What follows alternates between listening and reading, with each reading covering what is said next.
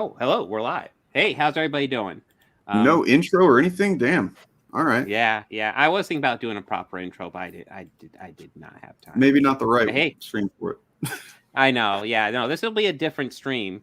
Might get a little distracted because apparently there's some sort of sports ball game going on today. I don't know if you guys have heard.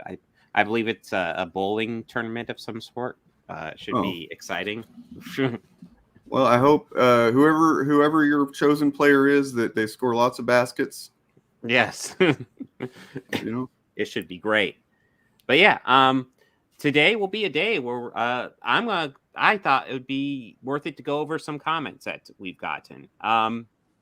Because I don't know if you guys have heard of this. There was this debate that I did last week. I was trying to keep it undercover. Did you guys hear about the debate? I kind of flew under the radar, I guess. Oh, thank you. Right. Yeah. Didn't know you could speak.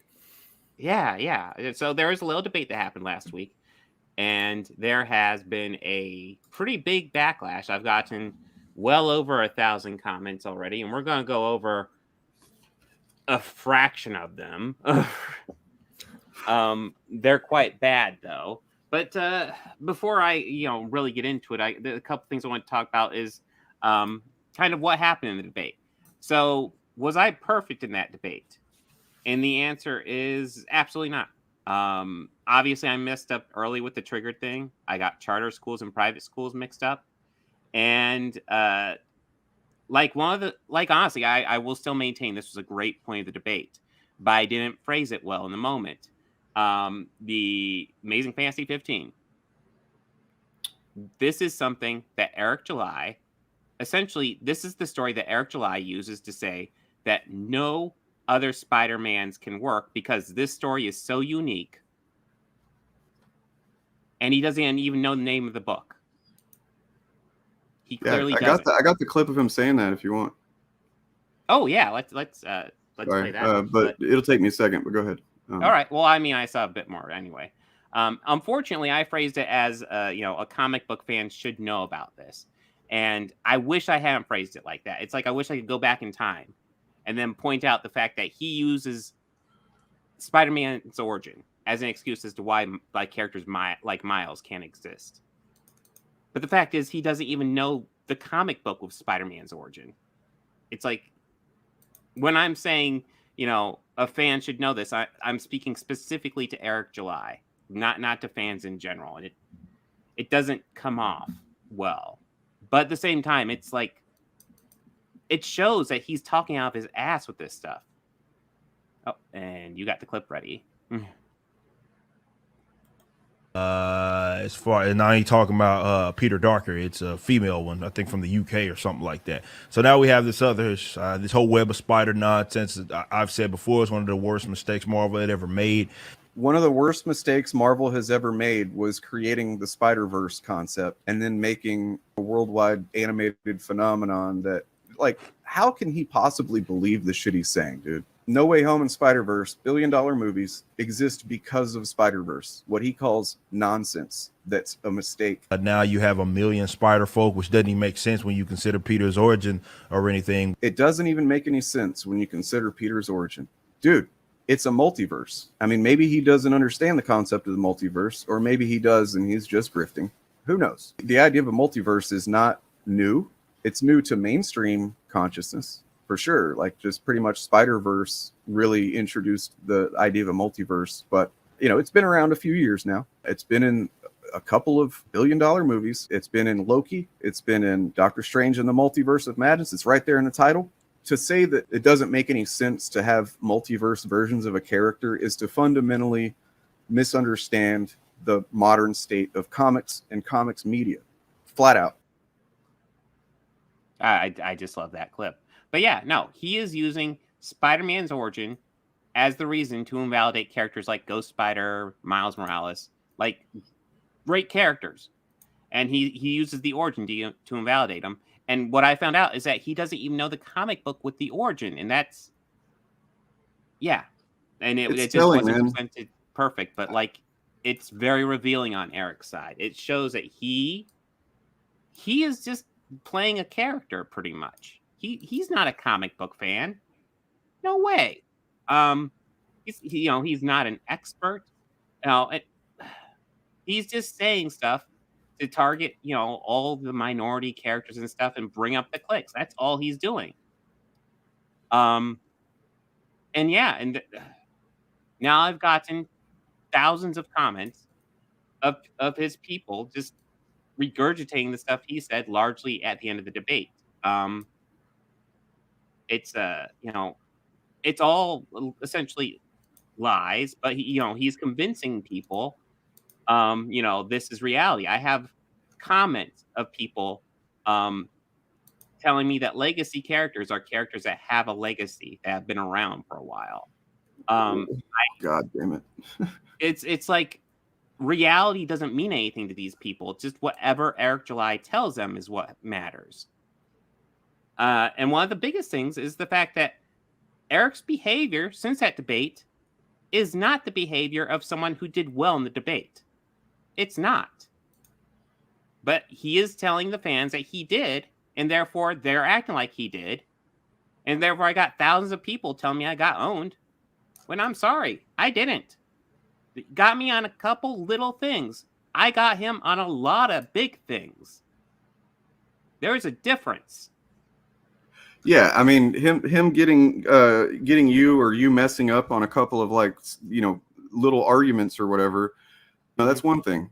You hit him with there were several things that you did that exposed an underlying fault in his entire fucking his online persona, his whole reputation as I mean, it's absurd that the only way that people can still buy this shit that he says about himself, the way he presents himself, is that they just don't receive any information about these subjects outside of him.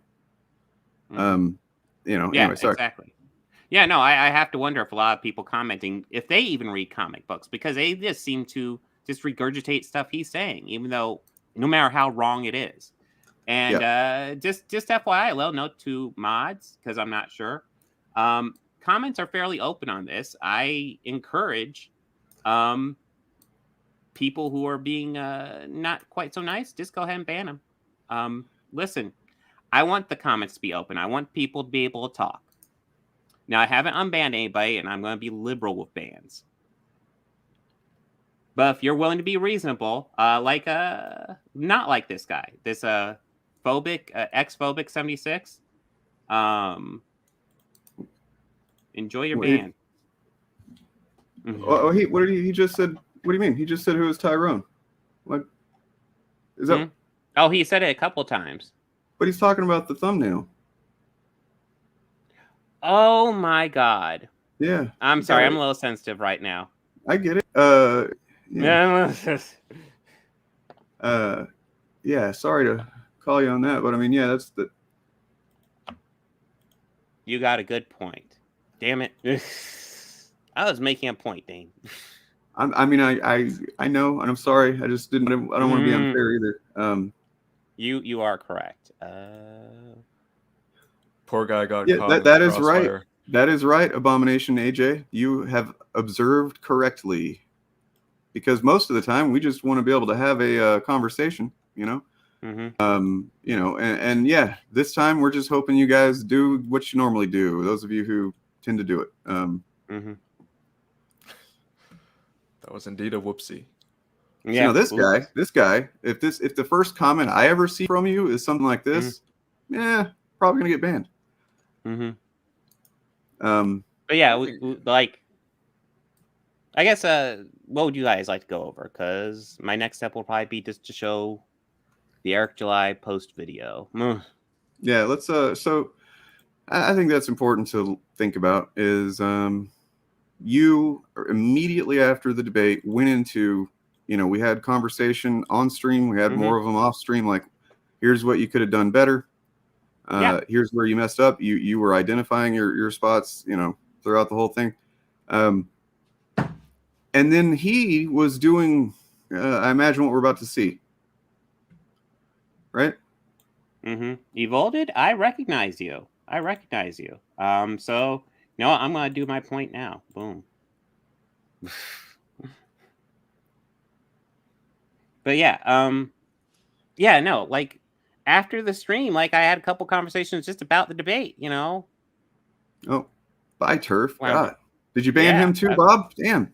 Apparently. But yeah, you know, we just had normal debates, and what Eric did was absolutely unhinged, I want to say. Like, Yeah, it wasn't unhinged. I just want to, was- hey, hold on, I'm sorry. Mr. Scholler, and this is me making an example. Guys, try to keep up with the conversation, the thing we're talking about, okay, bud? We're not talking about multiverses right now. Yeah. Now, I'm willing to bet that if I were to, you know, bring you on my stream sometime during the week and I hear your opinion out on this, it would be kind of weak and stupid, and you maybe have not even really read much multiverse stuff and not enough to make that kind of claim. But that's neither here nor there, because that's not what we're talking about. Right? Yeah, no, this isn't about like multiverse. It isn't even about Amazing Fantasy number 15 or Spider-Man's origins. The fact that Eric July is just telling his fan stuff and just they lap it up.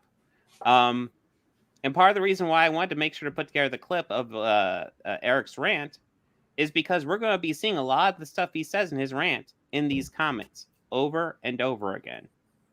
But yeah, I guess are you guys ready for the edited rant? Sure, let's do it. It's just under 4 minutes. No, he didn't come. He talking about Irish. I don't think he came from the Irish. He too chicken shit to come from the Irish.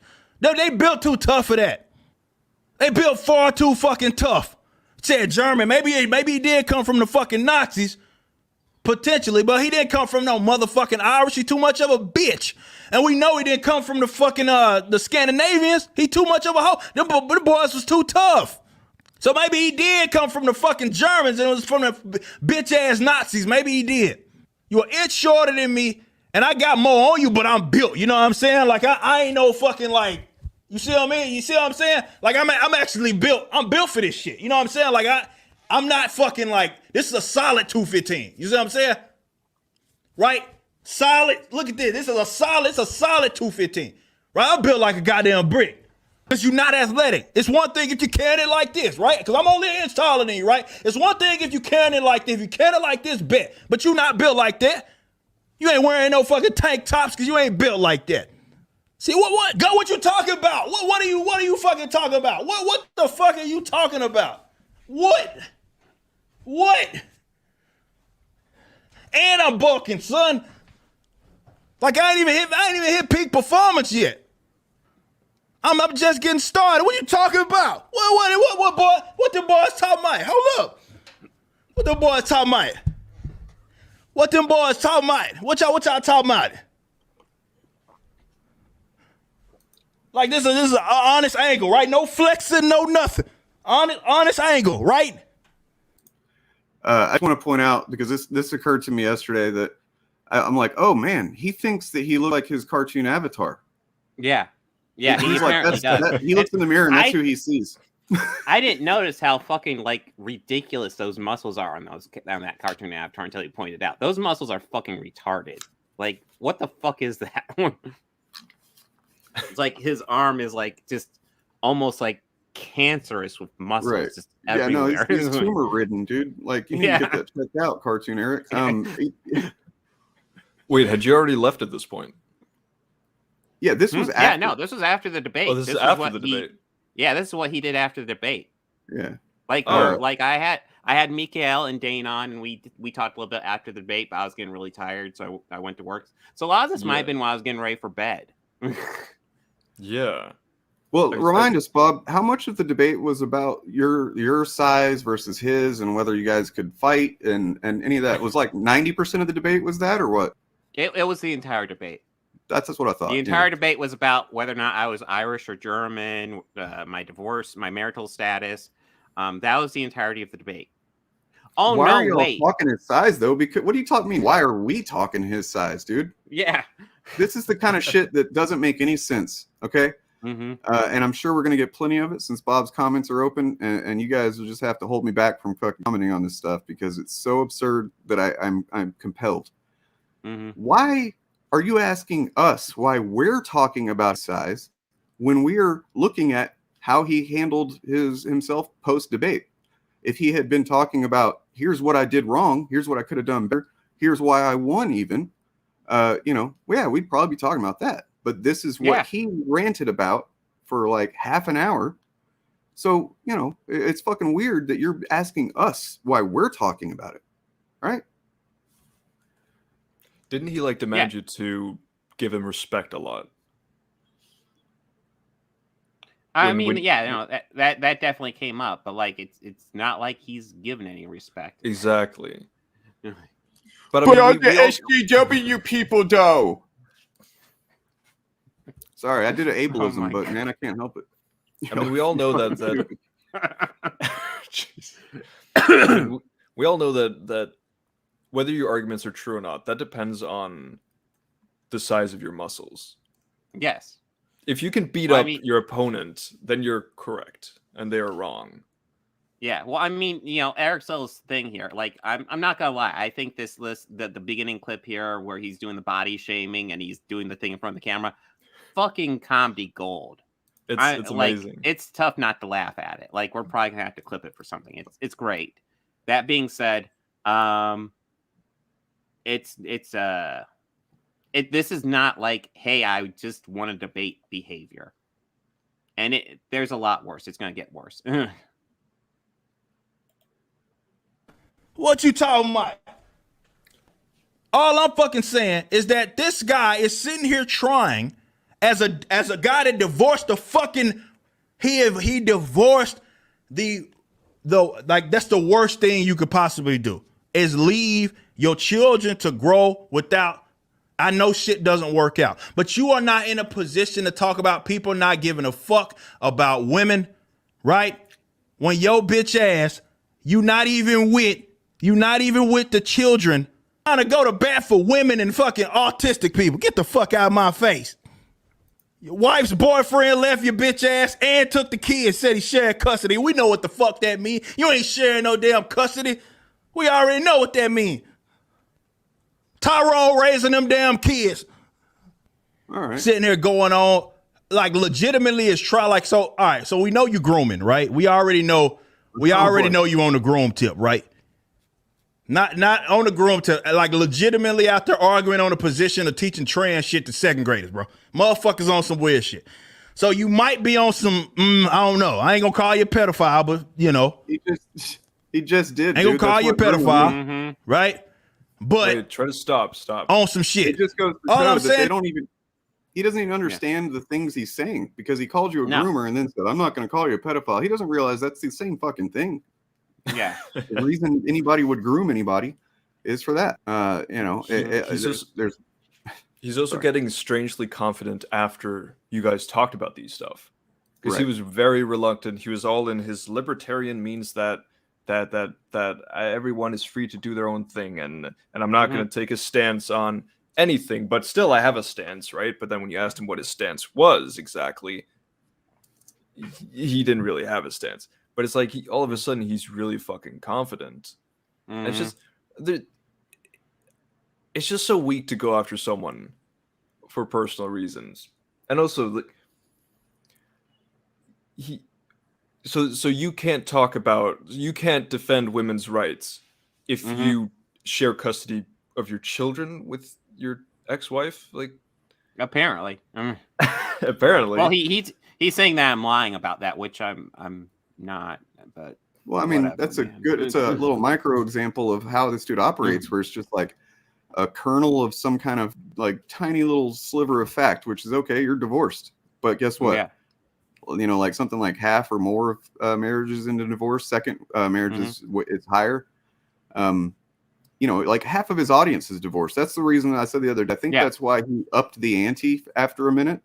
Because at first he was just like, you're divorced. And then it clicked. Oh, wait, probably half my audience is also divorced. So I don't want to insult them. So that's when it became, no, you're an absentee father, despite the fact that, anybody knows you knows that that's furthest thing from the truth. Yeah, you can't fucking stream all the time because you have to hang out with your children. That's what I'm saying, man. It'd be cooler if you were an absentee father. Then we could be more. Abomination AJ, dude, you know why they use it, and you keep on defending their use of it. Yeah.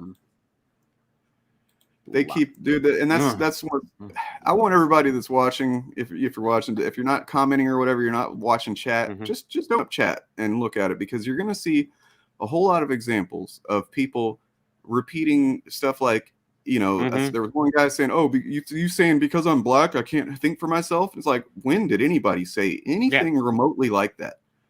You know, and then also things like that where they repeat shit that wasn't said, never was said. But even if it was, okay, let's think about this. If this guy is worried about the R slur, why is he not worried about any of the other shit we just saw Eric saying? You know, because he's not worried about any of it. He's not worried about the R slur. He's not worried about anything. It's all just you know, fucking disingenuous, trying to, you know, deflect from all the shit that Eric is obviously saying fucked up, as well as deflect from the fact that he's coping and he's trying to present a narrative of what the result of that debate was, because he doesn't want people thinking about the things that did happen. You might be noting that I'm making sure to show the people right before I block them, because you guys who are posting this toxic shit, you're proving my point. Right. You my God. I mean, it's kind of unreal. Eric says crazy shit, and then you come here and repeat the crazy shit, and then, yeah, you're proving everything I just said. And can I say something? This might sound fucked up, I guess, but absolutely. Yeah. That was built into this stream. We expected it. That's why I left the comments open. Yeah. That's how predictable you people are. Like, you can't even, I said you people. No, I mean, you can hear July fans, comics gators, whatever the fuck you are. Okay. It's just, I've been doing this for 3 fucking years, and there's nothing you guys can do or say that I am not on some level expecting or even planning for. And you know, it doesn't feel great to say stuff like that as if I'm some kind of fucking Machiavellian, you know, mastermind or whatever, because I'm not. But like, it's just that I've seen it so much, and there's nothing new with you guys. You can't even. I can sit here and tell you that you contribute to all our channel's success by commenting, even if you're saying the shittiest thing you can possibly say. I can tell you that, and you'll still do it. Think about that, man. Or not. I don't know. Anyway. Yeah. Or keep on proving us right. You know, whatever. Yeah, I mean, whatever. What success? That's a good question. It's a good question. I mean, you know, well, I mean, if look at it this way, the channels never would have gotten off the ground at all. We'd still be at like 100 subscribers otherwise. You in no position to be acting like you give so much about fucking the women. Your bitch ass couldn't even stay with yours. Shut the fuck up talking to me. I'm not gonna do that, right?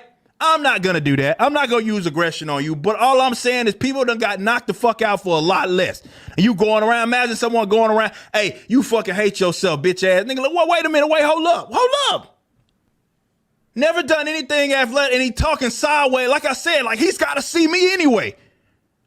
Don't let me go to a con and his motherfucking ass is there. He has to see me.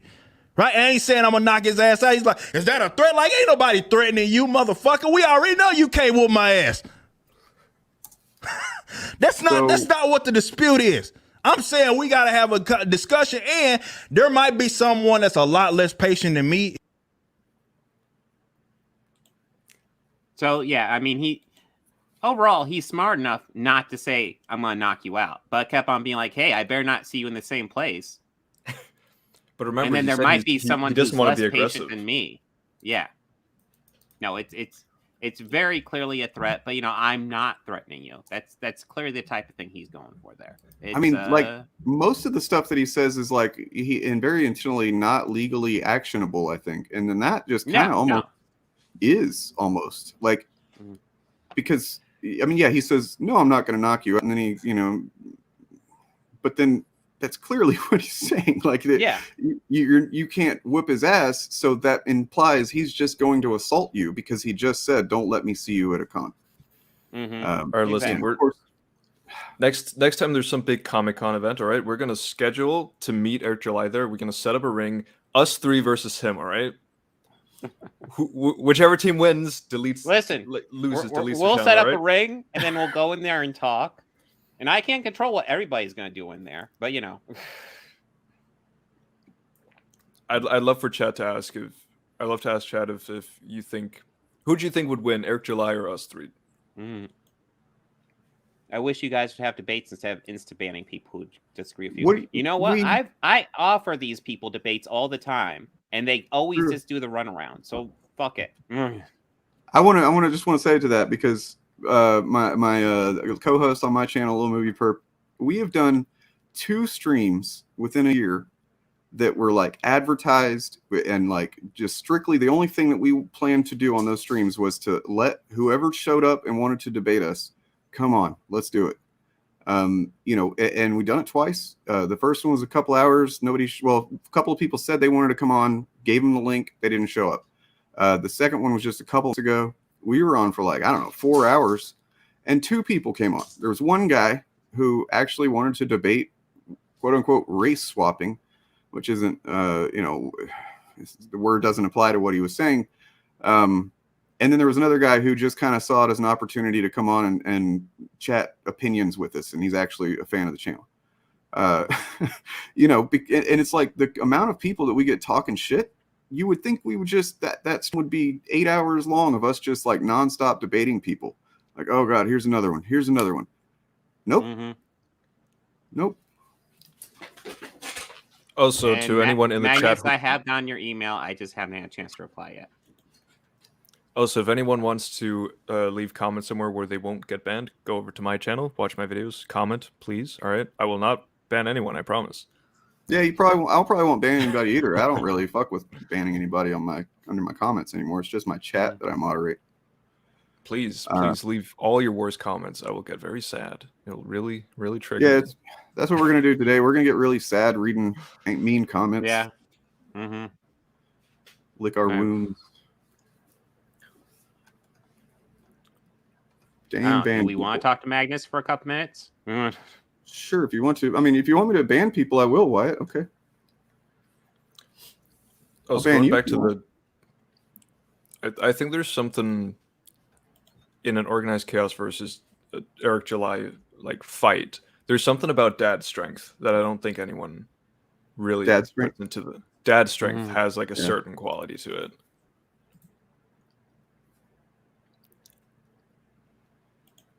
All right, Magnus, I sent you the link. If you want to come on for a few minutes, give us your best argument.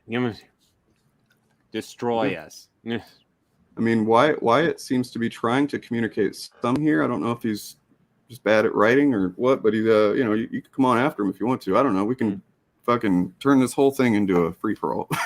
Yeah. Did we get through the clip? Yeah, that was the end of the clip. Yeah, I have the longer ones, but yeah, no, it's. I had a couple of things that I wanted to point out, because one of them was pointed out to me last night by one of the initiative folks, Eric's Reloaded, who, for a guy that doesn't really cover this stuff much as his central focus, he has a lot of good points, and it's frustrating. But I respect the hell out of him for it. And he sent me some screenshots of some music videos, some performance videos of a band artist, multiple not Grammy award-winning artist, backwards.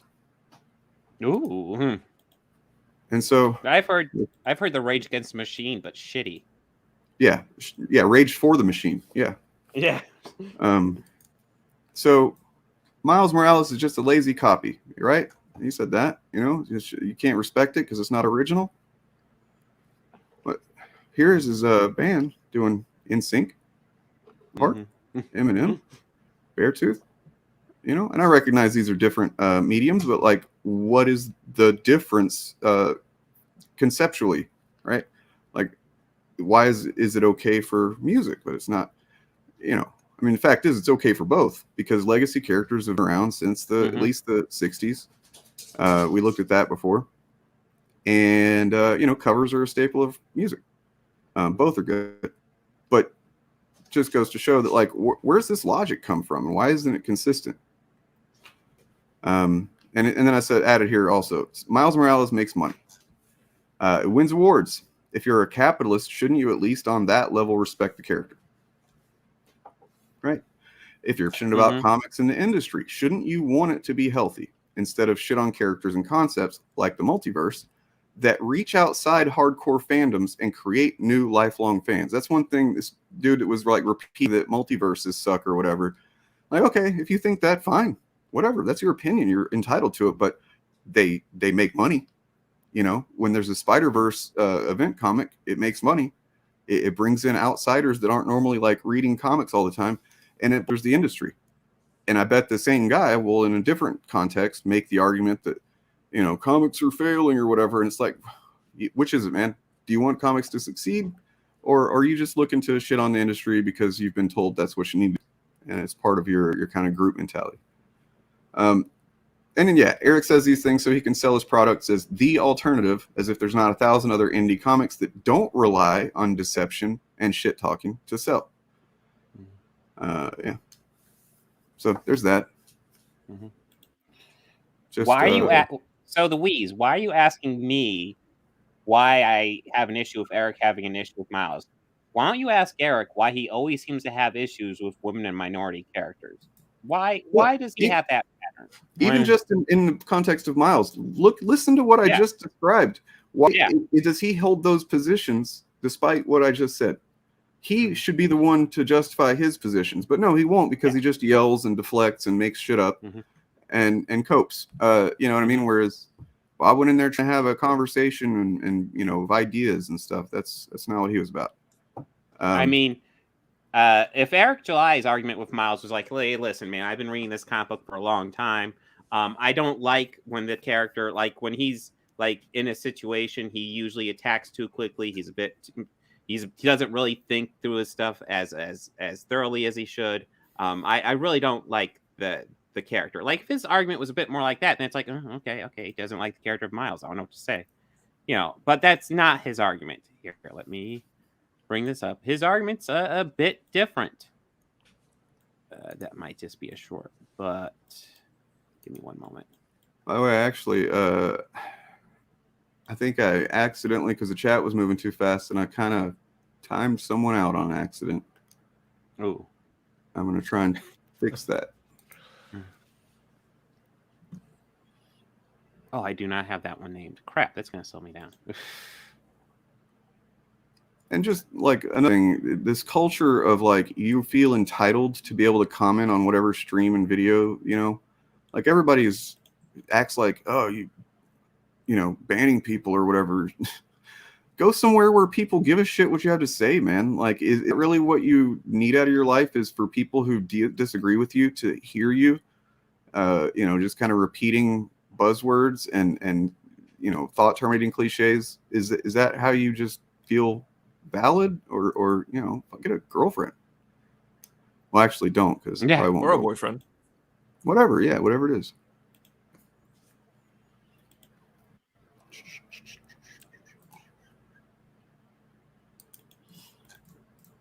Oh crap, so I do not have that. Wait, let me see, maybe I have it clipped over here. I have so many clips from that debate. Why are you so obsessed? Yeah, you're so obsessed. Yeah, apparently. Here we go. So he could actually. Oh, but I heard you just pop in there. Give me one moment. I'm gonna go ahead and play this clip, and then I'll bring you up. But yeah. So you know, Eric could complain about characters and stuff like that. Instead, this is what he said. Original characters. So what makes Miles Morales so particular for your hate and not Barry Allen? First of all, it's not exactly true. The thing about Miles Morales is that he was specifically created to check a box. Okay. Like that was his. But he was for the most part, the general consensus is that like he's really evolved and become his own character. Consensus is. I'm telling you what my position is because that's what you asked. All right, but like. That's the thing. Like, you're talking about, like, he's here to check a box. And I'm not even 100% sure what you mean. What do you mean, check a box? I mean, that he was specifically created to be a black or have black Spider-Man. Okay, so your issue with Miles Morales over Barry Allen is that he's black. I mean, when that's your argument, you're gonna get people not happy with that. So, anyways, Magnus is here. So let's go ahead and bring him up. Hey, Magnus, how you doing? Doing pretty well. Can you guys hear me? Yeah. Okay. So, what do you guys want to debate? Exactly. Well, I mean, you're the one that eagerly wanted to hop in here. Fair. What big fair. issue do you have? I guess the thing is with you guys, I actually do agree with a fair bit of your points. I do think that Eric on that debate, like, some of his things weren't the best for sure. But at the same time, I feel like you guys just in total, I don't know, like your whole what you guys are doing, you have an idea that I kind of respect, but at the same time, you're like in some ways making things harder on yourselves, if you know what I mean, or not on yourselves, like your movement. Like, Yeah, just real quick, agree. do you want to talk to all of us, or would you rather just one of us talk to you? I can 3v1. Right, You don't mind. Can you be specific, please, about like what idea do we have that you agree with, and how are we making it harder? Sure. So, I feel like I agree with the idea that the fandom menace is can be toxic at times, for sure. I'm not going to say that they're not. You're smiling, Eric, or Bob, or what do you want me to call you guys? I think. Well, I'm Bob, but like call him Eric. Yeah, he's cool. Bob, sorry. No, I know someone named Eric. I know. I think it's funny because it really sounds like you're downplaying it. It's just they're toxic all the time, man. Well, I mean, it depends on what you value. I think is one of the communication gaps that we have, and that I found is like if you don't value the same sense of I guess community security and stuff like that, then you're not gonna see some things as toxic. But go ahead. Sorry. I mean, oh no, it's all good. My question is, who exactly do you consider to be the fandom menace?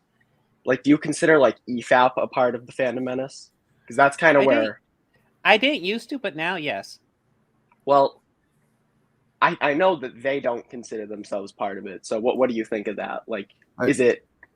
Well, you know, Geeks and Gamers doesn't consider themselves part of Fandom Menace, so they absolutely are. Yeah. So I had a debate, months ago with the dude that challenged me. He said he was a fan of the Fandom Menace and wanted to challenge me on some stuff. He came on. He's nice, everything. Learned a lot from talking to him. And he made sure to clarify right at the beginning that Jeremy Griggs had distanced himself from the Fandom Menace. He no longer considered himself Fandom Menace. And I'm like, wait a second, because he's been on Friday Night Tide. Nothing has changed. The content they do together has been the exact same. Like, so what is the point of just saying I'm no longer part of the Fandom Menace whenever the exact same thing Fandom Menace has been generally is still happening? And that kind of was a light bulb moment to me, because it's like there is no fucking official roster for the Fandom Menace, and like where you sign up and then you get kicked off or whatever. It's a general it's kind of like I don't know, the alt-right or something, or even Antifa, where it's like there's no member list. It's based on okay, so EFAP goes on there pretty often, and they have people from Nerdrotic, Geeks and Gamers, and so on their channel pretty often. And at a certain point, it doesn't really matter if they're official or not. It's just like, okay, you're doing generally the same stuff. You're a lot of the content or a lot of the movies and stuff that you talk about or don't like or whatever are generally the same, even if they talk about it somewhat more nuanced with EFAP. And yeah, to me, it just becomes more about it's a general umbrella term to apply to these people that are all in a kind of interconnected a network of content creators. There's even been data studies that show that they are, in a cluster together as far as like the subscriber bases and, crossover subscribers and whatnot. You know, and while you could argue that, you know, maybe, you know, you don't want to count Mahler because he doesn't have the same rhetoric, even though he is on their shows a lot. Rags is a regular on EFAP, and he absolutely has the same rhetoric. To be fair. But, I mean, the thing is that, like, Mahler hangs out with those people, yes, and Rags says some stuff more than Mahler, but at the same time, I can't remember the last really political thing Mahler's ever said beyond. I know we kind of talked about like ACAB with Rags in that clip that you posted earlier today, but like, kind of my point is like, I feel like, I guess it's the guilt by association debate where, like, has Mahler ever actually said anything that's bad, like him specifically? Because I know, well, has he said anything? Like, I mean, honestly, I don't have that many clips of Mahler saying stuff. I have clips of Rags saying stuff and Mahler just laughing with it or going along with it.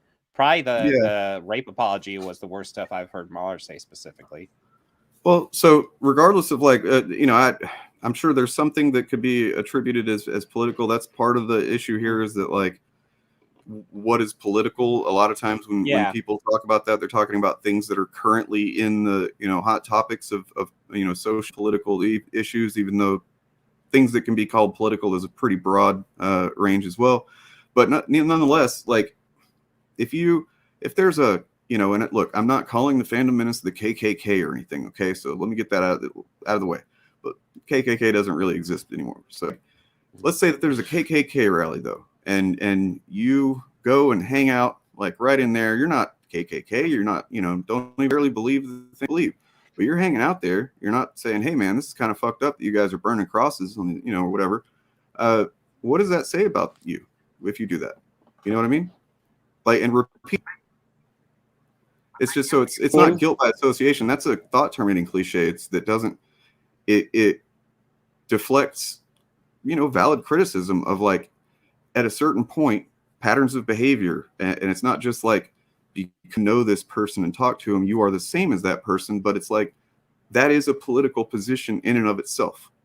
Just like us being against that stuff is a political position, being neutral to that stuff is a political position.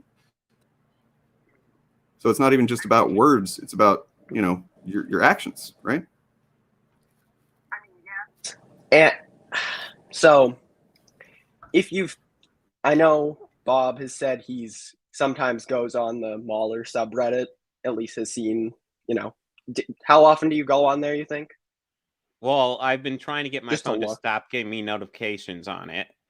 But yeah, my name does come up there fairly often. It's kind of annoying. I'm like an active member over there, but I will say that like I've seen people say stuff that I disagree with kind of, and almost agreeing with you guys more regarding the guilt by association stuff. And that like, well, I wouldn't call the Fandom Menace the KKK at all. Like I know obviously extreme example, I get that, but I feel like just some of them aren't good. I'll be fair. To be fair with you, that have been on. Like I don't like nerd erotic at all, and where I was going with, I've said on the subreddit that I don't like nerd erotic at all, and they'll disagree with me on the subreddit. So my point here is that I feel like the Fandom Menace, the whole point of why I kind of came on here is that you guys say that the Fandom Menace is one big group by all accounts, and what Dane said about how is that, Bob, is that not what that you said? I don't know. No, Fandom Menace isn't really a group as much as not an official group, obviously. No, but like it's more just YouTubers who kind of frequently work together, and lots of times there's an overall message that they're pushing with this. Not wrong to say that, but I feel like, well, yeah, you're saying that they're one big, like, not official group, but they're a label you're putting on people, and not. And my point is that I feel like someone like Eric and someone like Nerderotic are similar, but some of these other people that you've also said are in the fandom. Like, do you get what I'm saying at all? That I feel like you're acting like all of them think the exact same and are kind of all bad, even though some of them certainly aren't good. But I feel I like don't we've made think the I've ever said exact they. opposite point. Sorry. Yeah. Like No, I was just gonna say it. Oh, go ahead, Dave.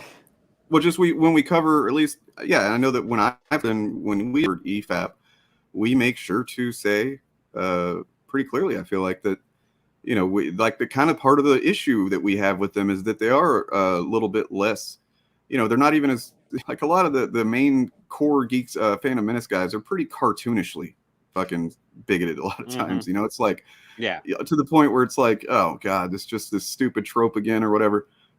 With the EFAP guys, it's almost more frustrating in a way because they are, you know, typically engaging in more, at least aesthetically nuanced,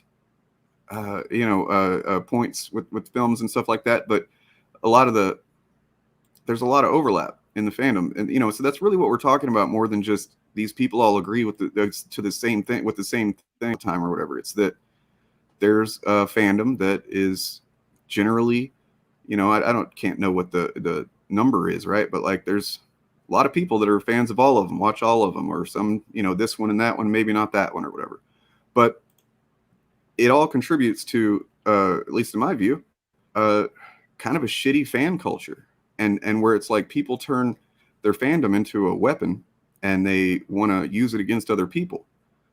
You know, and so, like, if you like this thing or you have this opinion, then you're woke, or you know, you like something objectively bad, and, as you know, Rags might say, you're, you know, R word and you should kill yourself. You know, and all that stuff kind of just generally contributes to toxicity, even if they didn't, you know, cross over with each other and stuff like that. I would still cover them. In fact, I didn't realize how much they crossed over on Friday Night Tights and vice versa until like a month or so. But I was still talking about them. But anyway.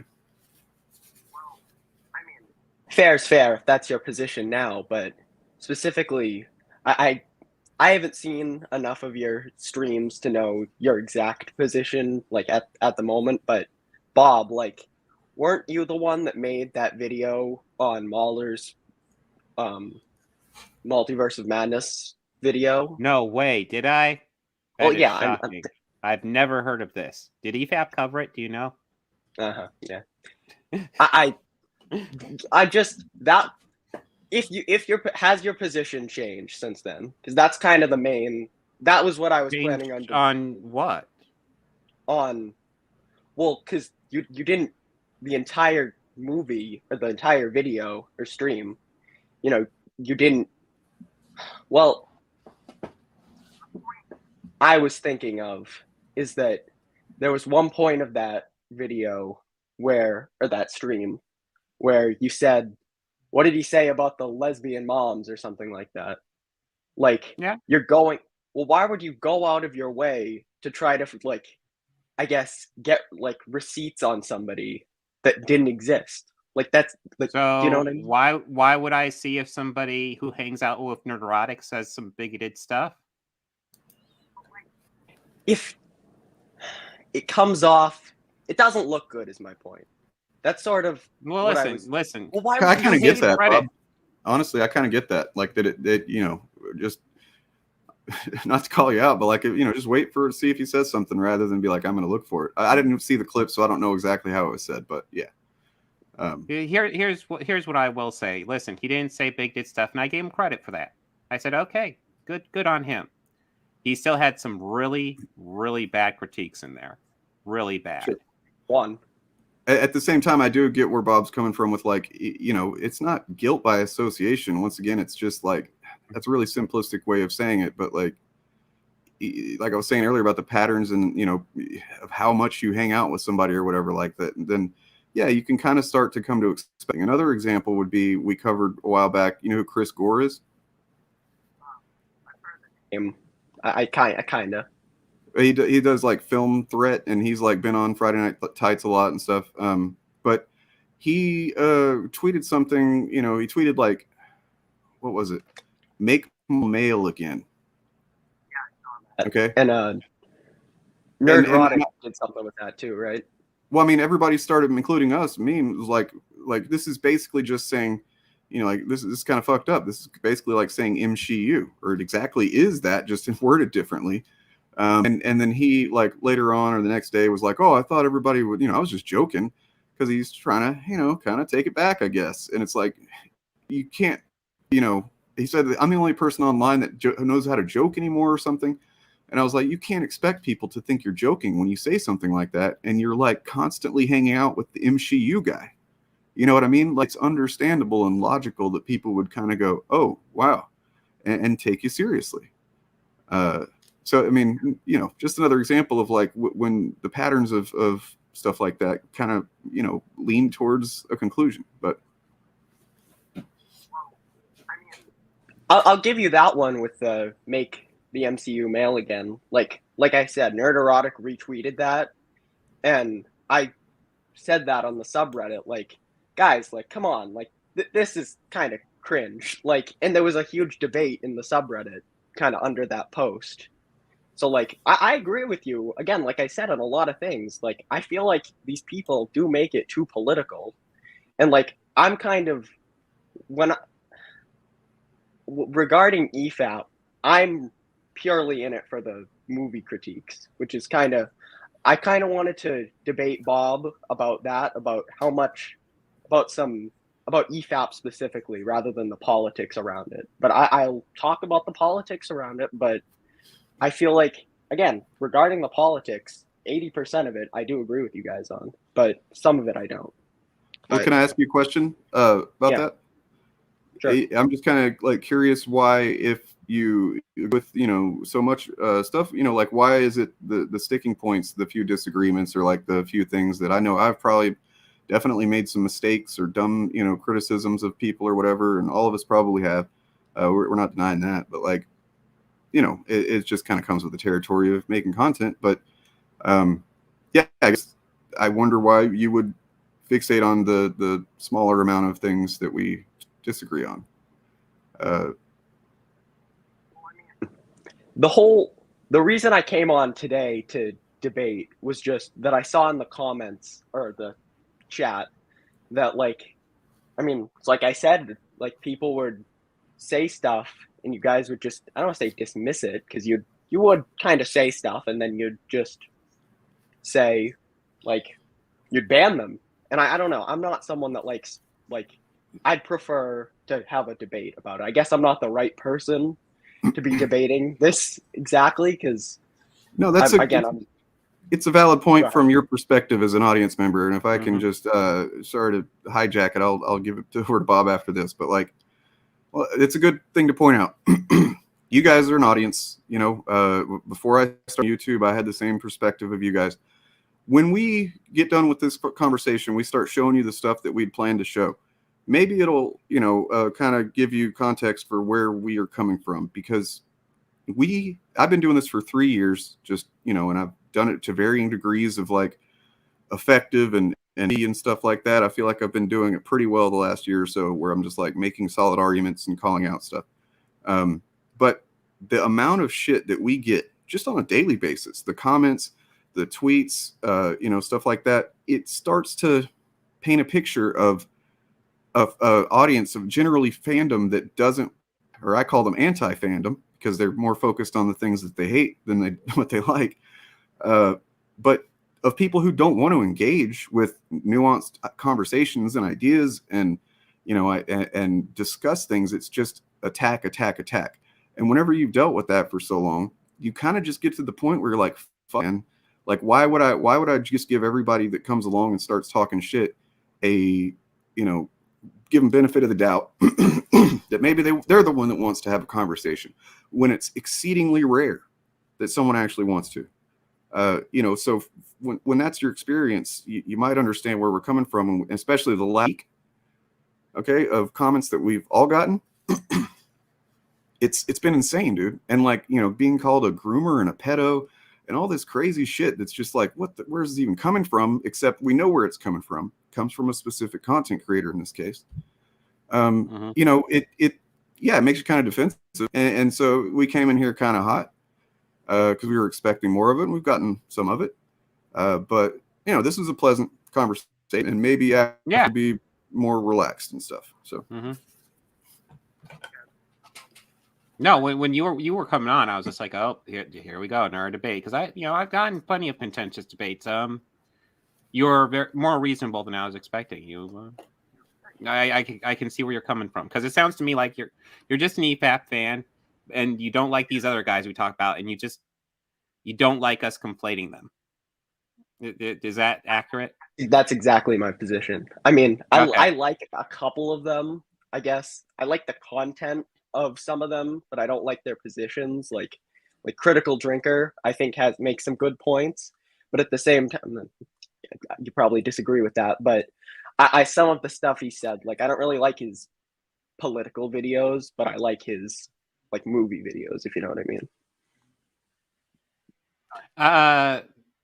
Yeah, like if he does a positive review of something, it might be mostly okay, but other than that, it's pretty rough in my opinion.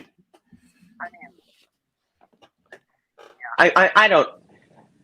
Ironically, one of my least favorite videos of his was a positive video for a show that I loved. Have any of you guys seen Andor? Oh yeah, great show. Favorite show of the past few years, actually. And it's funny though, because I have to give credit to Drinker that he was the only one, like, at least of like that main group, that was really like, nah, this is good actually. Like some channels would just kind of hate on it just clearly because they were expecting, like, they weren't expecting it to be good, so they just went into it thinking it was. But so he was kind of the one that, I don't want to say turn the tide, obviously, but like he got, EFAP to do an EFAP on it, which was very positive. If you they do positive ones. But anyway, my point is that he had a part of that where he talked about how there was too many strong female characters in it, but it's okay because there was strong male characters too, like Luthen and Cassian and like Kino. But like that doesn't make any sense if, like, do you know what I mean? Like, they're all well written. He admits they're all well written, but he says that he basically said if like Luthen was female and anyone else was female other than Cassian, obviously, because he's male in Rogue One, that he'd basically say, oh yeah, bad show, or not bad show, but woke show, I guess. But like, yeah, I know he would complain because if I remember his review correctly, he complained even about Mon Mothma, which felt weird to the show. But yeah. So I guess that's basically my position. I don't believe movie criticism needs to be political, and I think I guess I disagree with you guys more about the criticism itself rather than, because I think mindlessly liking something, or I guess just praising it, like, you wouldn't have shows like Andor if like stuff like Book of Boba Fett or what makes you think we mindlessly praise stuff? Yeah, I mean, I don't say mindlessly, but like, I don't know, like, you guys were saying, Dane, you said like it's better. So I guess this is more just my personal opinion, but you say it's better. What was your exact word? Basically, it's better to like something than to dislike it. No, or something. I didn't say anything like that at all. I can't think of any quote from him like that. No, I think when I said anti-fandom tends to focus on what they don't like most. Like they on flip the coin around, right? Like, when does Nerdrotic or I mean, I know they're not defending him or whatever, but like, they don't talk about things they like unless it's something that they can use as a gotcha against the left or whatever. That's it's not necessarily true. I mean, my view on it is this: there's lots of stuff I don't like. I've said this before. Lots of stuff I don't like. I know, I'm pretty sure Turf Nation covers stuff he doesn't like, probably, fairly regularly. I know Bob has too. My thing is, I typically don't take time to do it because there's plenty of it on YouTube, man. Like, it would honestly be easier. I'd probably be more successful channel if I covered more shit that I don't like, because negativity gets clicks more. In terms of like media that I don't like. But I can't talk about, I don't feel like I can certain things that I don't like with people able to engage with it with nuance, because the fandom, the culture is so permeated with this just bad, sorry, bad faith, weird fucking, MCU level focused shit that I'd rather just keep it to myself or talk to my friends privately about it. And then I'll talk about stuff I don't like on stream or whatever. But if I'm going to take the time to make a video or whatever, it's just, I tend to talk about stuff I like. It doesn't mean that this presupposes that if I start talking about what I don't like more, that I'm somehow going to change what comes out or something. It's like, I don't think that YouTubers have as much power as maybe some people might assume over what content gets made. I mean, if you're really interested, I do a podcast where I cover lots of stuff. I usually cover about 3 things every week, and they're not all good reviews. Hell, just last week, with Creed 3 coming out, we talked about Rocky 5. Not a good movie, in my opinion. I cover plenty of stuff I dislike. I mean, it's not that I don't like people. Mike S. Miller, who, for some reason didn't tell me that's who you were the other day. No, it's not people that I don't like, really. It's ideas, it's arguments, it's, views. Yeah. And I also talk about media that I don't like when it comes up. So, yeah.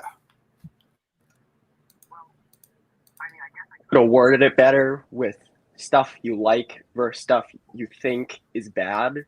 Again, I'm coming from like the EFAP crowd where objectivity and stuff like that. Like, it's not stuff you personally dislike. It's stuff you think is bad, if you know what I mean. Like, and I feel like, there's no difference. If you look on my channel, or actually on the Fandom Initiative channel, there is like an hour-long video that I've done recently. It's like 3 videos in one, really, where we look at a few different things, like, essentially objectivity is the core of it. And I just don't believe that's a real thing. We talked about that quite a bit lately, generally. But as far as like media opinions, there's no difference between what I think is bad and what I don't like. Like, why would I like something that I think is bad?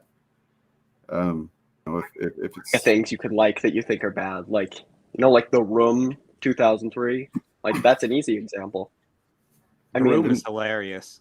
That's a comedy classic. Yeah, it is.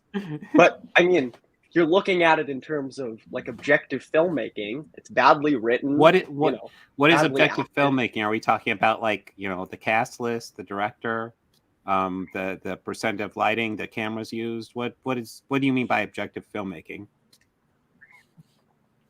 This is a whole nother debate, and I feel like we've gone far from what the video or the stream is intending. True, but this is also at the core of all of this, right? I think this is at the core of all of this.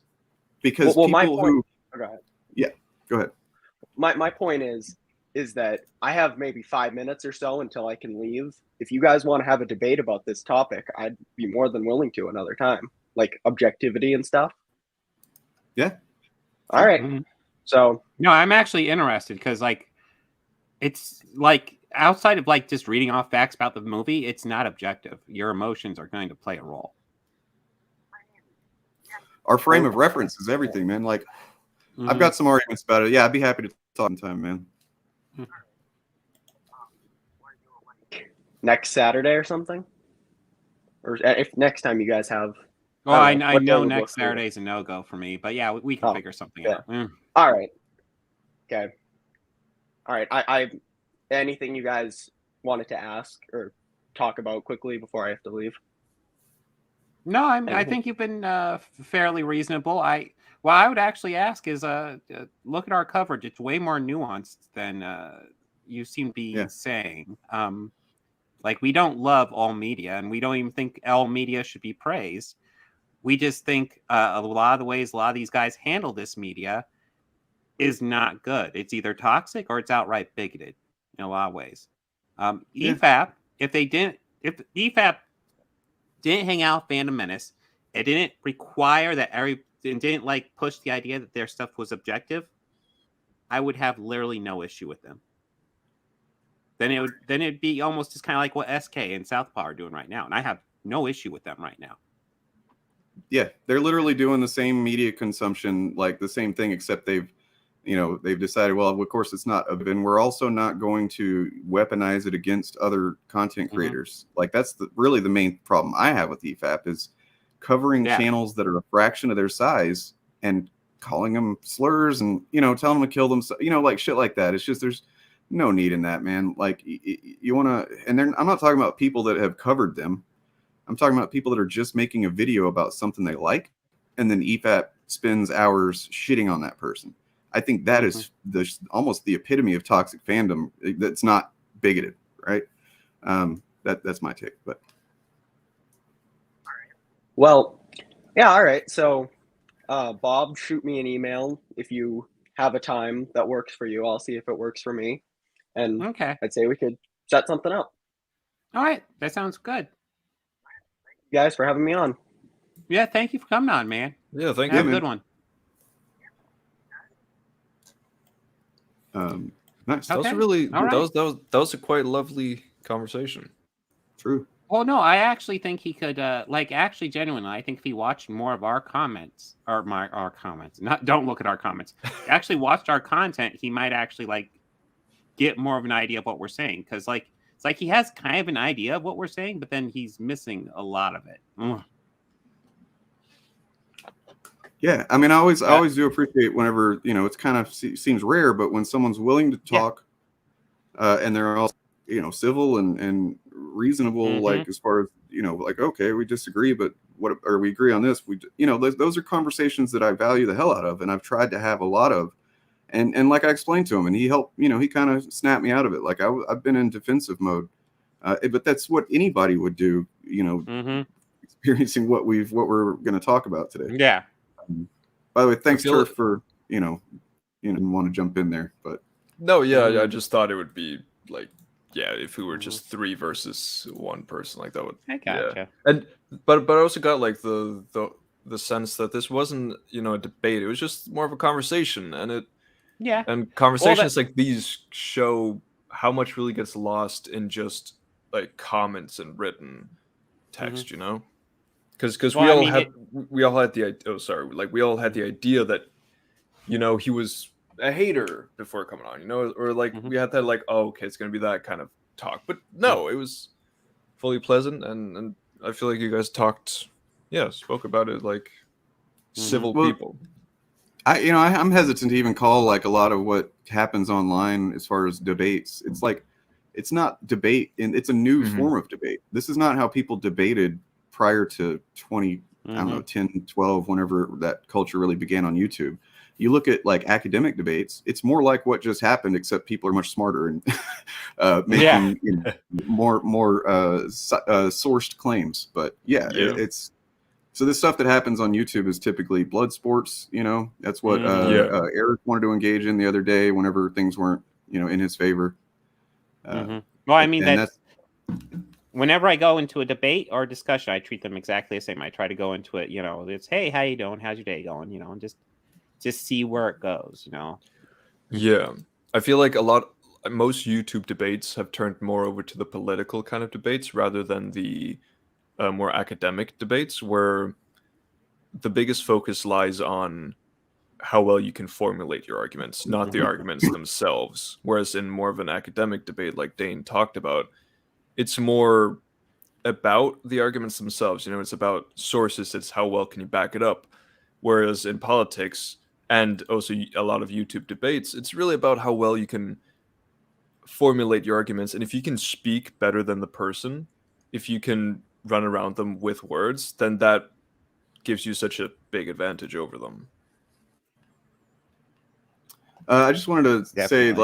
like, before we move on real quick, because I'm going to stop looking at comments because I'll get distracted.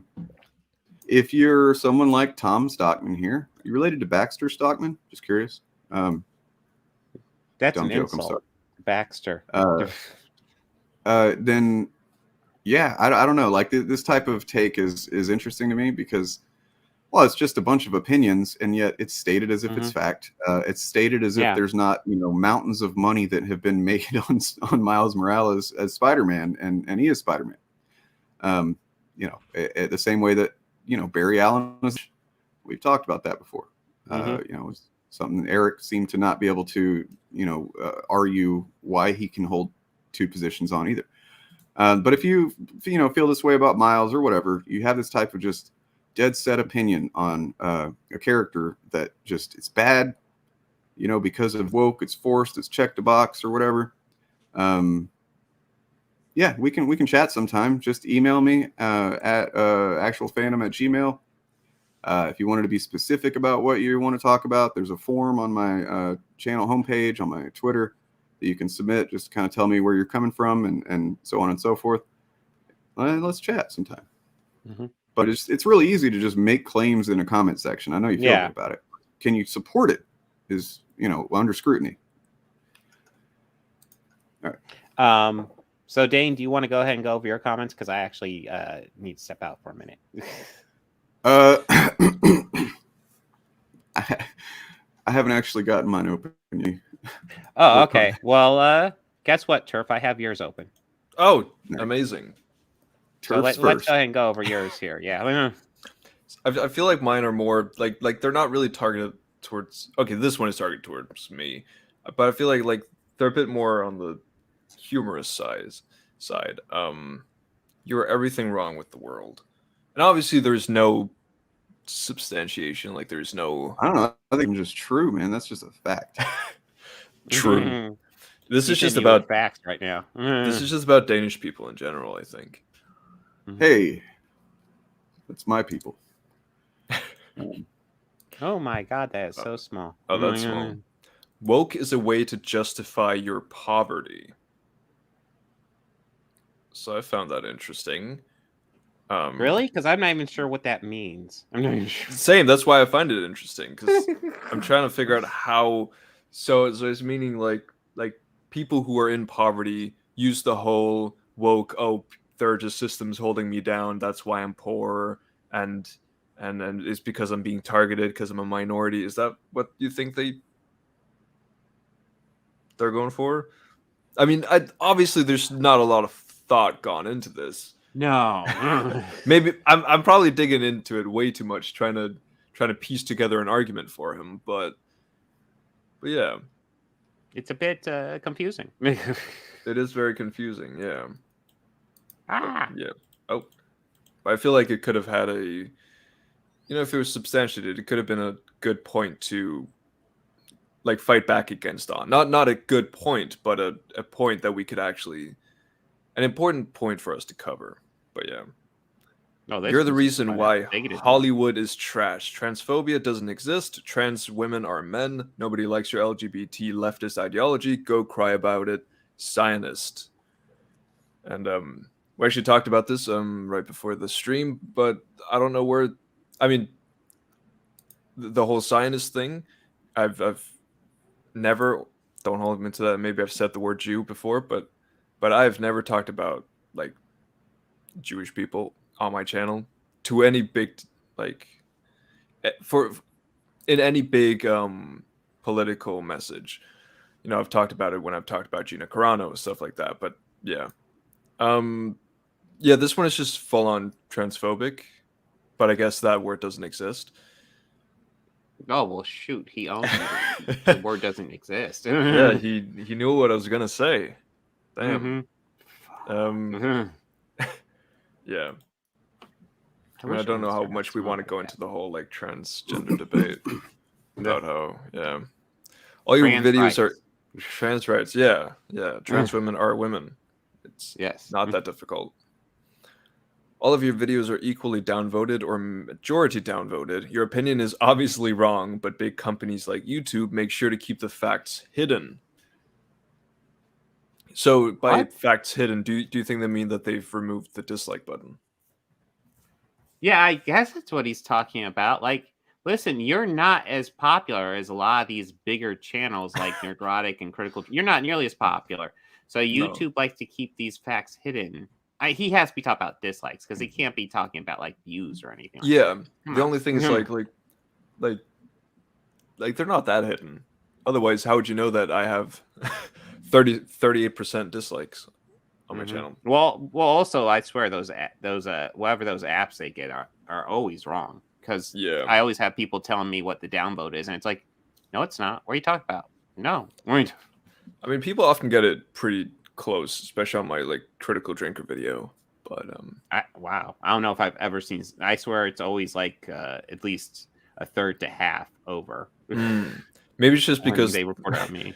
Maybe it's just because the number on that video is so high that I get confused. What's the number on that video? Out of curiosity. Like not it's not my recent one. It's like my original one on him. Oh, okay. Yeah. Wait, I can just go find it.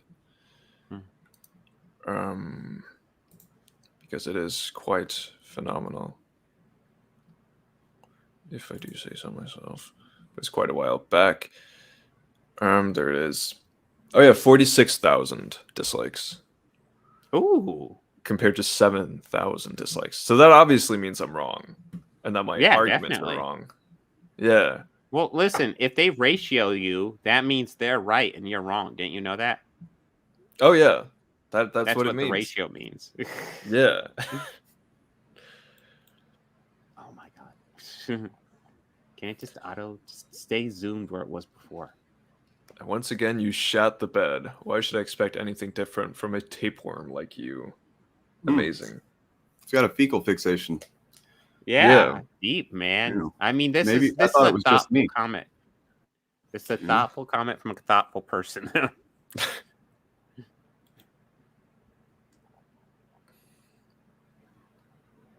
Oh, this one's fun. Come on, there's people living outside the USA which do not care about Trump or your politics or social problems. You're not the only country in the world. A bad show is a bad show. Stop your intolerant speech. You can't ban people because you don't like them. If you don't understand that, you are the danger. Look, they have a point, man. Like, you're just this American exceptionalism that you have going on, sir. It's fucking absurd. Yeah. To get over it.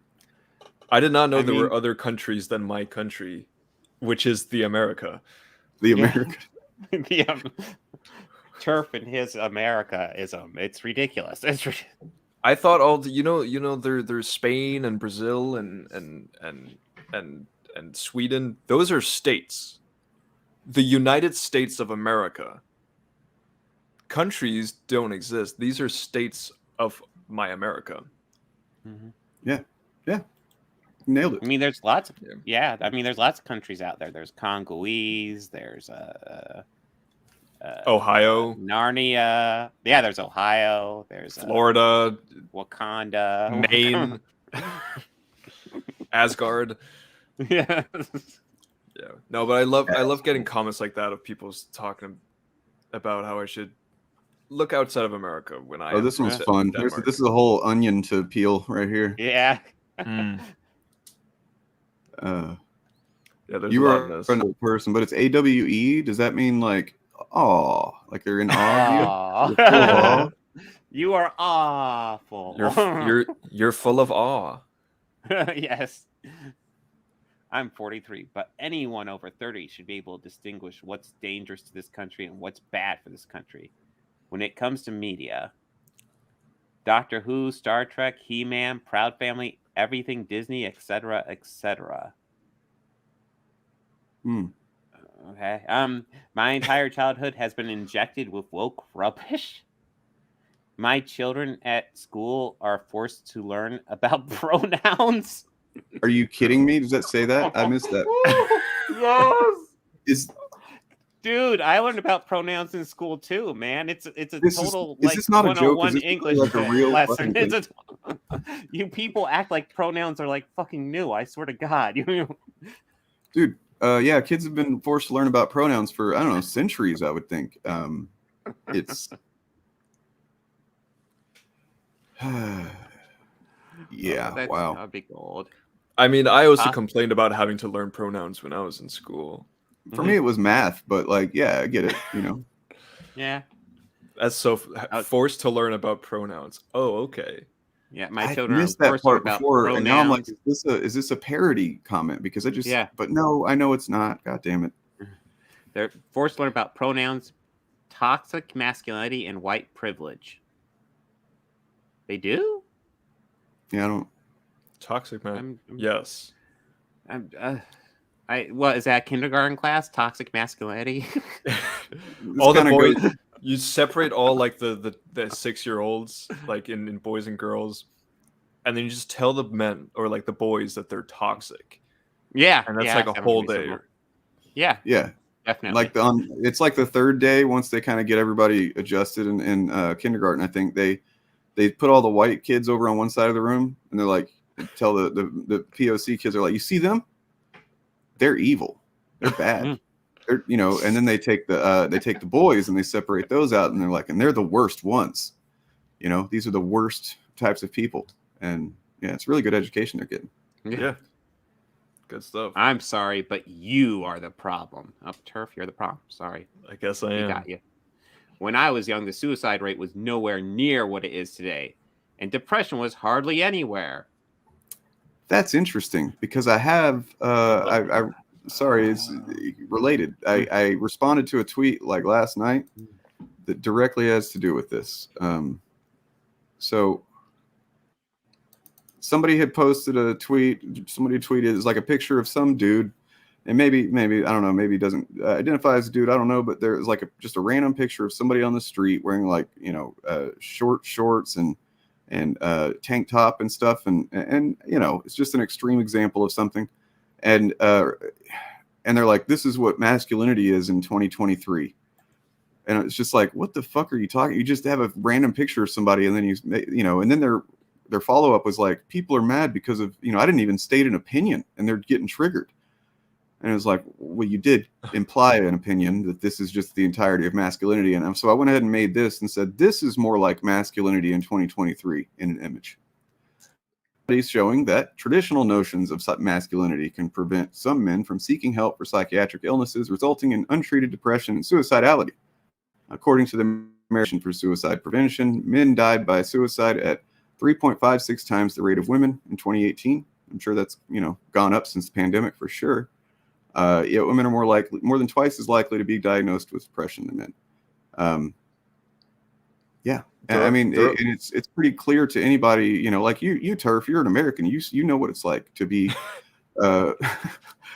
you know, you stuff those feelings down, you don't deal with them and stuff like that. There's a problem with suicidality, and it's fucking not good. But it doesn't have anything to do with wokeness or whatever. It's has to do with these archaic ideas of masculinity, and you know, and I say that and certain take that to mean that you just can't be manly or whatever the fuck. You know, no, it's just not the ways that you are excusing yourself to be a piece of shit. That's not being a man. You know what I mean? Like, being a man is you know, facing your emotions and your trauma and processing them like a fucking strong person. And then, you know, using your advantages and stuff to help other people, benefit other people. It's not about like, fuck you, I got mine, and stuff all my feelings down and, you know, puff out my chest. That's a cartoon, man. Yeah. I mean, in Denmark, right? Denmark is very high on the like happiness index. You know, it's one of the happiest countries in the world. We have a very high suicide rate. It's a serious problem pretty much everywhere, and there are a lot of theories for why suicide rates have gone up, and a lot of them are about how more people go get, especially like more and more men go seek out treatment, go seek out help, go seek out psychologists so they actually get diagnoses. We've always just gotten better at and more we like psychologists have gotten better at diagnosing depression, and yeah, basically just stuff like and of course, no wait, yeah, there, because I remember in one of my classes we had like there was like 5 different theories for why the suicide rates are like like the numbers itself have gone up so drastically. It's not because, like Dane said, wokeness is making people sadder. Like I feel like quite the opposite. A lot of more woke or progressive or messaging is trying to get more men to seek out help, because men tend to suffer in silence more than women, and it's just in general trying to, I guess, lessen the, what do you call it, like the stigma around mental health and seeking out help with it. And yeah, there's a lot of reasons why the suicide rates have gone up, and yeah, it's very serious. Mm-hmm. Yeah, definitely.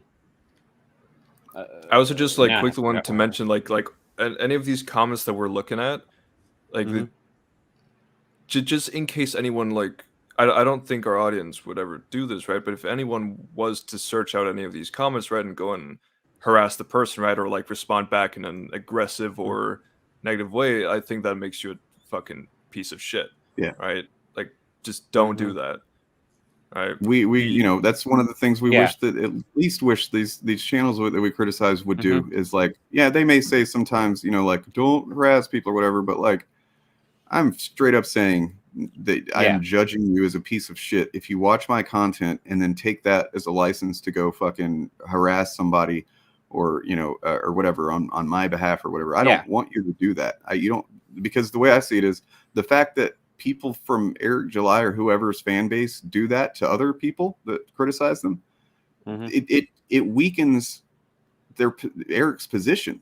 Like, I don't want people to do that, obviously because of the ethical thing, but also I feel like my points should stand for themselves. My content should stand for itself. If people have to go defend me or on the attack to defend me or whatever the fuck, then yeah, you're kind of just cheapening, my content and the work that I put into it. But we're only halfway through this one. Oh god, we don't. Do we need to read the whole thing, or I don't know? Well, let's see where he goes. As All for the word woke, it was actually hijacked by the media. Woke used to mean being alert and aware. He's right there. He's right. Yeah. I mean, alert and aware to social injustice, I believe, is the full thing. Specifically from the African American community. It was used in a song in like the early 20th century. It was like the first known time, and then it kind of was used a couple of times throughout the 20th century, and then I think it was like 2007 or 8 or something that it started kind of being picked up by the African American community to mean specifically, or really it kind of always meant the same thing, just like different eras of like being black and understanding that the conditions in which they exist in is it's inequitable, and that's what it meant. But then it got adopted, like you said, by the media, which what does that even mean? Well, in this case, it means it's taken from the African American, basically Twitter community, and adopted by the right. And it's just expanded. It's been a category that expands and includes more and more shit as time goes on. Yeah. I mean, oh, sorry. I was going to say, I believe Eric's definition was pretty much everything left wing. Well, that's what what's his name covered DeSantis in that, they're trying to pass a law against woke in Florida, and they had to define it, and it was like, pretty much just acknowledging that there's any problems with our system is woke, and we may need to make that illegal. It's like, oh, so you're just like straight up, you come up with a word for which we already knew, but at least they're saying it. You came up with a word, or you adopted a word to mean all of the positions that I like. Honestly, because we spent a lot of time talking about like YouTubers and their rhetoric, and while that is incredibly dangerous because they have a big effect on a lot of people, when I see stuff like that from like Ron DeSantis, who could be your next president, right? Don't remind me. No. Say stuff like that, I'm like, Jesus fucking Christ. That, yeah. Could be your next president. Oh yeah, yes, my American president. The notion that any social activism that's can just be categorized like as one, and that should be illegal.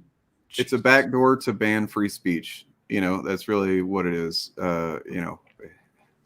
It is speech that like says, hey, there's some, we should improve society somewhat. Like, nope, can't say that. Yeah. Just have to accept what we give you. We're the government. And then they want to act like the left. Anyway. I feel like the best thing for America is if like both Trump and DeSantis go up against each other and they have like a falling out and the fan base is just split. Yeah, or like a duel. Would be cool. It's kind of what I'm hoping for. Yeah. The thing is like because a lot of Trump supporters are so diehard set in their ways of being Trump supporters that if he started going against DeSantis, I feel like a lot of them would just not vote. Like they would not vote for DeSantis. Then that's at least that's my hope.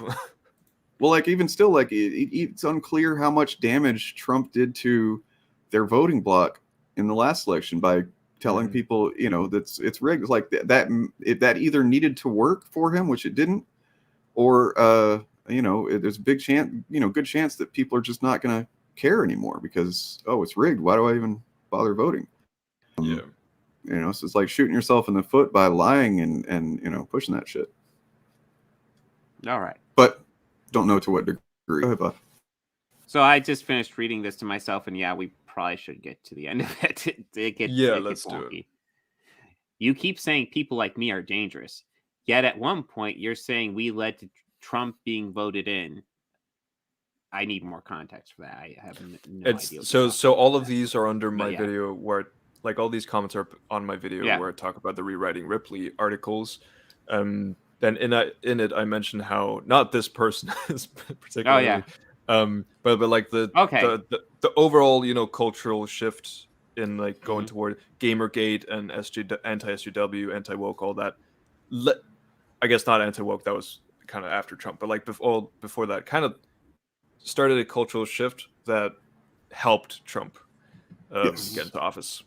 Yeah, it's kind of a perfect storm of shit, and this it's so frustrating that people like don't. Like, what even is your point when you're saying that we're dangerous and yet we put Trump into power there, and that's democracy and that's good? And it's like, just democracy is good, but that doesn't mean that the outcome is always going to be the best outcome. Like, I don't know. I don't understand it. Yeah, I don't understand it. Anyways, that's a democracy, you idiot. All you were trying to do is silence the majority of us. I actually don't think you guys are majority, not as much as you guys like to prop yourself up. No, they're not. And also, it's really silencing putting him up on our stream. Right. Yeah. The things I feel like a lot of people don't understand, like they misunderstand my arguments. They think that I'm against free speech, but when I call out arguments like these or people like these, I'm not saying that I just want them to get banned or just thrown off. I think that there's a harm that they're doing, and I'm talking about they have free speech to talk about these stuff. I think it's harmful. I think it's having a harmful effect. Right? I'm using my free speech to criticize them.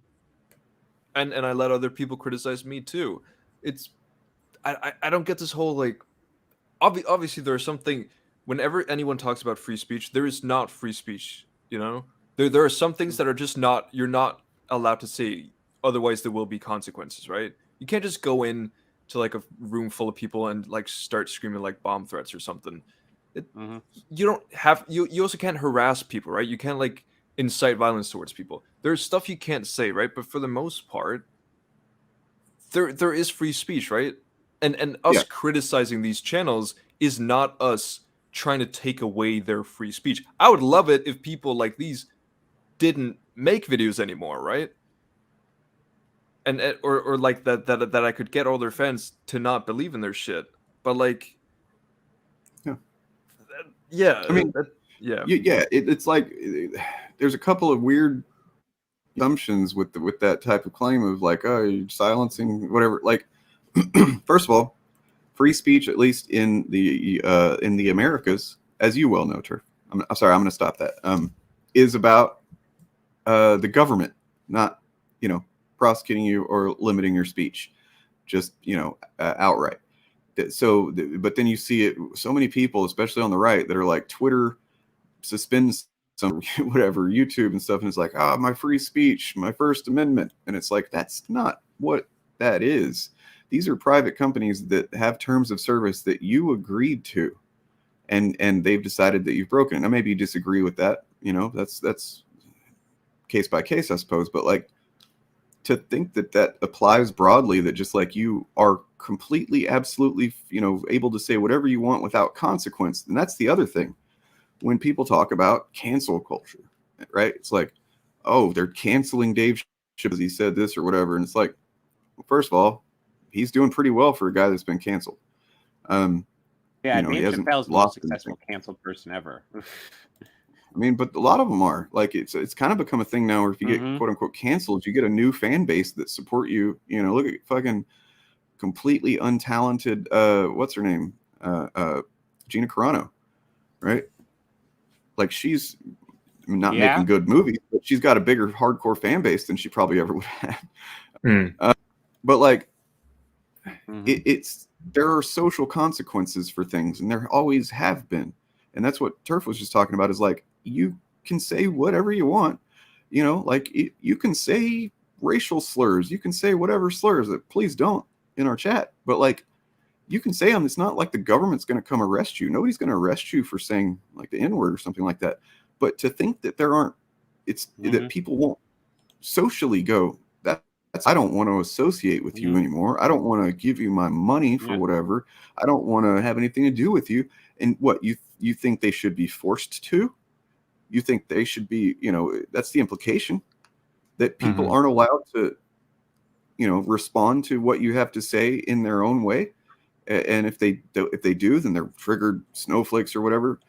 It's absurd. That's actually the snowflake position, to think that I should be able to say whatever I want. And if you say anything about it, to get mad about it, they're bad. And, like, don't be a pussy.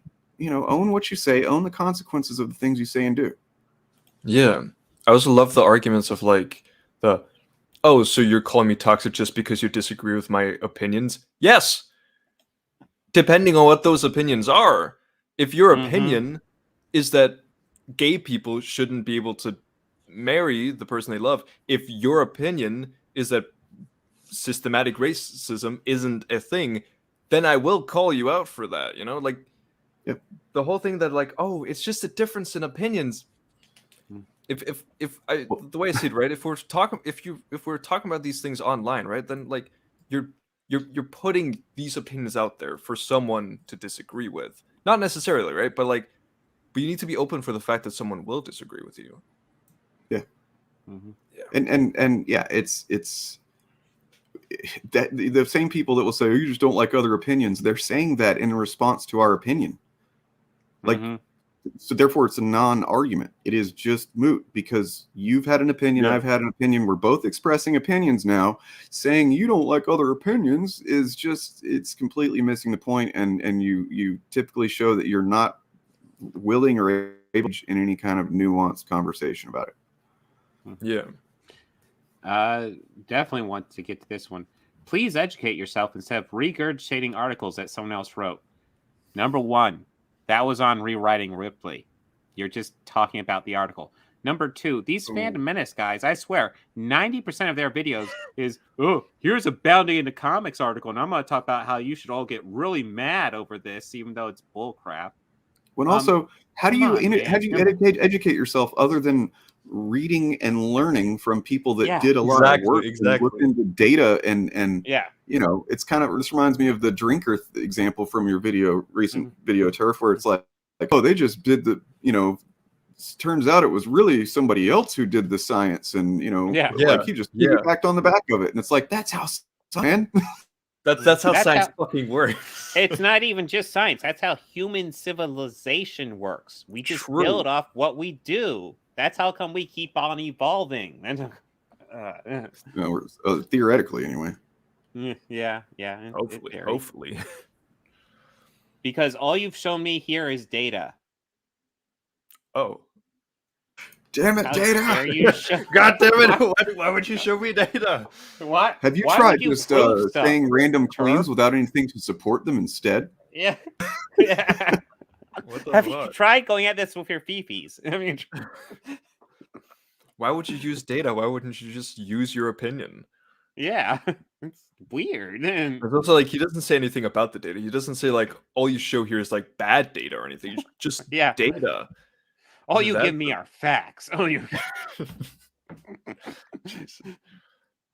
Let's see. The real thing you should be looking at is why people watch those other channels. Maybe it's because they like these people's views. Oh, that's scary. That's scary. I'm pretty sure that the Yeah. Rewriting Ripley does Yeah. talk about why they watch it. Yeah, Rewriting Ripley actually does cover it. I'm actually sure this guy looked into it and read it before he did this comment. So Sure. Yeah. I'm Probably sure read he even all watched the the whole video and made a lot of considered, put a lot of considered Yeah. thought into this comment. Yeah. I'm left wing, but when it comes to gayness in every TV show, it doesn't entertain me. People can just say they're What? left wing. Like Yeah. Why is that an issue? I don't care. I don't. gayness in I don't every want- TV show. Yeah. I don't want to watch stuff like that. Then don't. Then don't. I swear. Yeah. We are all different, but people like you want everyone to be the same. Wait, No? what? No. If we, You're the one dude, complaining. You're. it's incoherent. You want everyone to be the same, but I don't want minorities on my TV shows. Yeah. Yeah. We, Everybody's we different. can't be You want having everybody gay to be stuff all over different. the You want place. everybody to be the same. Stop trying to make us watch people that are different. Yeah. The way I see it is let people who are different live their lives how they wish to live their life, as long as it's not affecting other people's freedom to also live their lives how they want to live their lives. Mm. Right. Oh, cool. Us being different is great. Oh, good to see you have the woke tard language down. Great. Anything that conflicts with my worldview is dangerous. Nope. Hmm. I mean, it depends on what, right? If a part Yeah. of my worldview is that like gay people are valid, black people should be able to have basic rights and not be socially Mm-hmm. discriminated against. I guess if if there's another worldview, then yeah, I think that's kind of dangerous. Well, Mhm. so one thing to think about, I think, and this kind of just popped into mind, is that like things that like prior to social media, there are a lot of shitty ideas that wouldn't be quite as dangerous. Yeah. Like there's always been shitty ideas, but like most people could go their entire lives without encountering really shitty, ideas, even though it might be harming some people. Like it's not a matter for most people to worry about. Now, through fucking algorithms that place no value on ethics or anything like that, a lot of factors within social media in general, a lot of shitty ideas that typically would stay isolated to some small corner of whatever are being platformed and popularized and spread around. And that's why, like, it's like this type of thinking, this person is still thinking it with pre-social media mentality, when it's like, yeah, I mean, you would have a point 20 years ago. It's a problem now that these ideas are so easily spread around, and that there are so many people who are just willing to absorb them and unquestioningly and regurgitate them and whatnot. Exactly. And I also want to like stress the fact that when I say in my videos that like something is dangerous, right, I'm referring to like the channels I'm talking about, or like the overall like ideology behind it and the rhetoric. I'm not like, I think a lot of people like assume that I'm talking about them, calling them specifically dangerous for having Right. their worldviews, but like no, like there are people in my family who are a little bit bigoted, like there are people in my university, right? Like on an individual level, right? Everyone is like different, right? There are people who have some biases. My problem is like Dane said, like the media, mass media, especially with the internet and these channels who just regurgitate this stuff everywhere, right? Because they are affecting hundreds and thousands, if not millions of people to have these same worldviews, right? That I believe are wrong and can cause harm at a big scale, right? True. It's like, you know, like one racist person is annoying, you know, but it's like it's not, you know, like who's obviously not hurting anyone, right? Like that's whatever, right? But like 1,000, 100,000 racist people, right? Like that's a problem. It's I feel like yeah. I don't know if that makes sense. That the situation recently, I guess a couple months ago now, was you know, and this is obviously just one example, but it's like it highlights the possibility of this stuff. Like, it attacked Nancy Pelosi's house and ended up, you know, trying to get her and got her husband. Like, look, Nancy Pelosi, you know, fuck her. Like, I don't want her to be harmed, nor her husband, but like I kind of want her to not be in power anymore. I'm glad she's at least not speaker anymore. But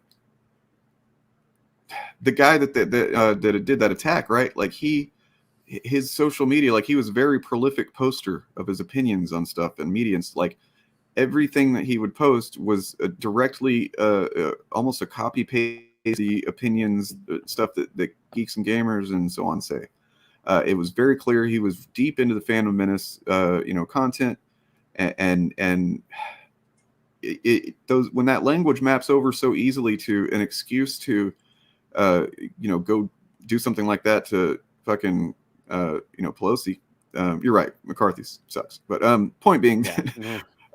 I didn't want anybody to think I'm just a blind Pelosi defender because she's no, I really dislike Nancy Pelosi. Get that icy grip off that power stick, you know. But yeah, it's a problem. He was using a lot of the exact same things that these people, content creators, talk about as an excuse, as his worldview, as his justification. Now, he was an extreme example, and by far, I imagine most, like you were saying, most individuals within these groups at this point anyway, aren't like directly dangerous, but yeah, you know, they might be in a certain context. Certain ones might be. All it would take is somebody who's mentally unbalanced, you know, in need of help that they're not getting because of what we said earlier, maybe that they got some toxic masculinity ideas and they don't think that's a weakness for them, so they don't, whatever. Yeah, it's a problem. And whenever we look at some of my comments in a minute, I can kind of expand on that a bit. But yeah, I feel like also just because maybe like I just want to make sure that I was clear with like the whole, like obviously like one racist person who goes and shoots up like a bunch of black people, right? Like that's horrible, right? But it's more like, you know, like a typical person who just has some biases, who's a bit like doesn't really know much, you know, hasn't really met many people of color throughout his life, and just has these underlying biases, right? But like overall just doesn't care. Like that's a lot of people out there, right? But it's a problem when like it becomes a community and it starts getting like directed somewhere. That's where it can become a real problem. Which ties into really, that's the exact point of today's stream. So pretty much. Wait, did I skip one or no? Okay. No, I think this is the last one. Yeah. Oh, deep. Got him. Burn. Do you feel burned, Turf? Bomb for that burn? Yeah. This person also definitely read the 80-page article and then the other two, and then yeah. Well, he came to the deductive reasoning, came to the conclusion that through his testing of multiple hypotheses that my knowledge was indeed lacking and I should go back to school. Moron. Well, burn. You know, American education system and all. Yeah. Those damn public schools in America. They got you, man. I mean, I was homeschooled back on our ranch. So, yeah. My dad's actually ginormous. Just real quick though, do you like? I know that you kind of did this last minute, Turf. Like you decided to join last minute, and so you grabbed the, you know, kind of the first, just really from that one video, the recent one, right? Yeah. Can you think anything off? It's not the drinker one. It's the one right. Yeah. Can you think of anything since you've been doing this content offhand that's an extremely fucked up comment? You know, that's like. I mean, the thing about like I've very rarely, you know, ever deleted comments. I don't think I ever have, right? But YouTube deletes them naturally, right? Yeah, some of them. Yeah. There'll be some that aren't even filtered. Yeah. Yeah. However, I still get notifications on my phone sometimes, right? And I remember back in the day, I always got notifications, and I'd get them even if YouTube would delete them.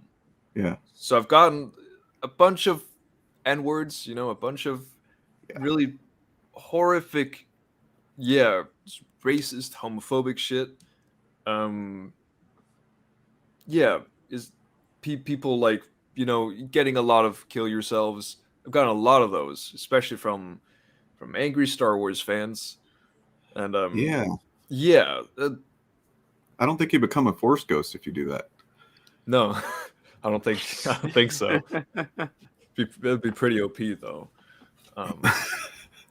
No, yeah.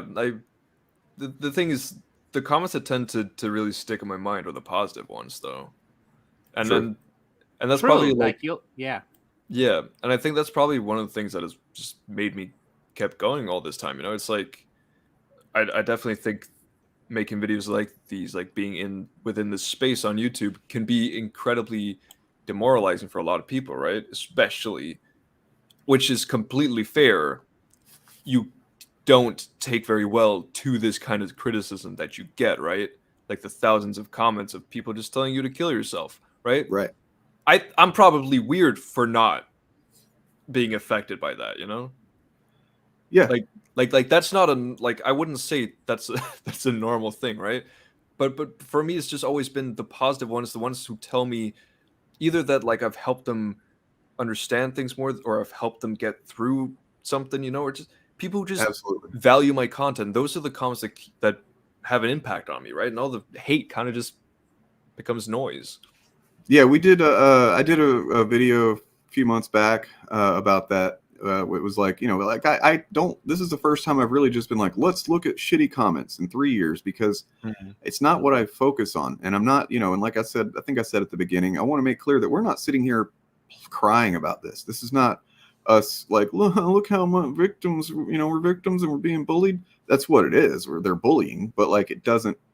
Like I said, we've chosen this and we continue to choose it, and it doesn't stop us from choosing, because it, you know, like you said, we have either have some weird disposition that's rare or unique or whatever. But like, I did a stream a few months back where I looked at comments just like what you're talking about, and that's the stuff that motivates me, man. Is you know, the people that are like, you either help me understand, you know, trauma, or you know, one person, you know, this is a big one for me, like, and I didn't even make any content about this really, but like just seeing me making content in defense of LGBTQ people and stuff, they, you know, kind of had the I guess, I don't know if inspires the right word, but they were like, you know what, I've been keeping this the fact that I think I'm trans, I've been keeping that, you know, stuff down, and I need to deal with it. Now they're living their best life, you know, and it's awesome. Like that kind of shit makes my day.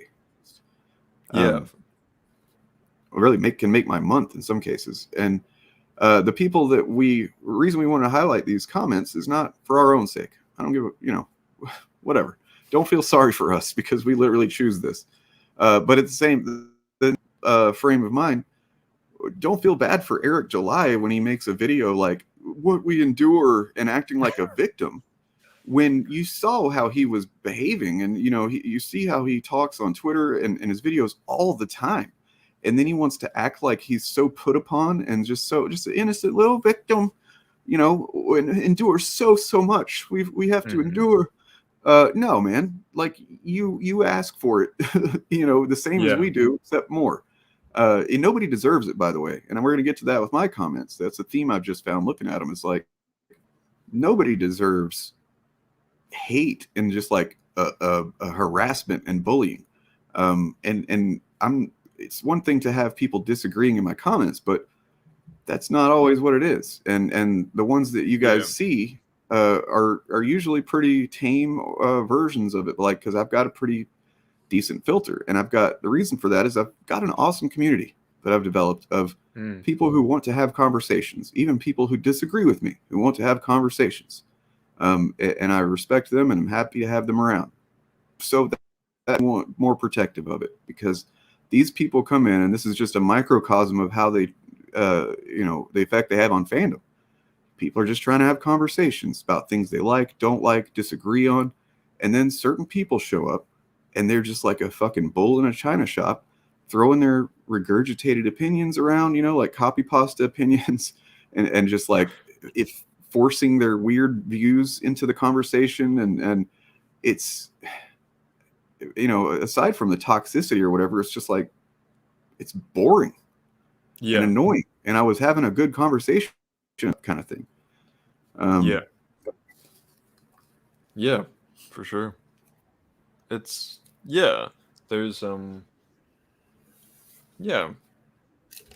I agree. Well, that's because we're in an echo chamber. True. Yeah. I should probably fight back against you. The guy I debated the other day, I don't know if he's still in chat, but he showed up, and he showed up like the end of the stream and heard me and DJ agreeing on some stuff. Oh, and he's nice. like, I just hate listening to people that only agree. I just like, it's boring. I'm like, all right, well, don't listen to my stream if that's what you think this is necessarily. But like, at the same time, we're not going to for the sake of disagreement. No. If we, for one thing, I like to talk to friends who I can learn stuff from. So in that regard, we often have some things in common that I can build on what I already agree with and get their perspective. And that's what was happening in that conversation. But just the idea that you're supposed to just disagree is kind of not good. Yeah, no, that's a bit weird. I guess I'll do a few now. Yeah. So I haven't even looked at my held for review comments yet, which is where the magic's going to happen. Amazing. Yeah. But yeah, one of the guys here in the regular comments that are published, he was in chat earlier. Let me make sure I'm not revealing any information. Yeah, I don't think so. So Tiamat, Grifter is the new. Huh? What? That's your password? Cool. God damn it! You failed. Like, even though I know it's not on the screen, I still had a moment like, oh God, is it? It would be over. So this is a video I released this morning. How to spot a fandom grifter. Yes. Good video. Breaking down. By the way. Oh, thank you. Yeah, I've used the word a lot, and I figure, should maybe explain what I mean when I say it. And really, which is kind of just what it means. I'm not like making up a new definition whole cloth or anything. But it gets thrown around a lot, and it gets thrown around at just people you disagree with or whatever. And it's like, I don't. If somebody's not grifting, I'm not going to call them a grifter, even if I disagree. So grifter is the new buzzword that failures or other like Dane/OC use. Are we the same person? I love how you guys always get like, you guys are like an item, Like, it's crap. true. Crap, Dane, they're on to us. We're the same person. Shit. Shit. That's why. Look, who's on screen and who's not right now. I mean, can you ever say you've seen us at the we're same never time? ever on screen at the same time, or are we? That's the thing. Maybe I feel one like of us is recorded. maybe it's like the streamer bias, but like I feel like I never get mentioned in the same conversation as you two. I think it is that to a degree, and we just Mm-hmm. we dive right into the conversations and stuff. And look, man, after your this, but like that critical drinker video was so fucking good that like unless you want to get into streaming and whatever, then more, dude, keep it. That shit is necessary. Like that was such, like I said, meticulous but not boring, and yeah, just really well done. Thank you. It was really well done. Really well. So yeah, calling someone a grifter is like calling someone a racist these days. Sadly, attempt at a shutdown insult versus actually true. And this is the kind of comment that just honestly is kind of disappointing, because I can tell that there's really no way to reach so many layers of just bad ideas and thin understandings of concepts in that statement that there's not really a way to reach that. Actual grifting in a community is. This person is in chat right now. Yeah. Yes, cool. yes, they are. Actual grifting in a community, and in fact, I saved some of his. Let's look at him real quick. I saved some comments from earlier just from him or them. I'm not sure what your pronouns are.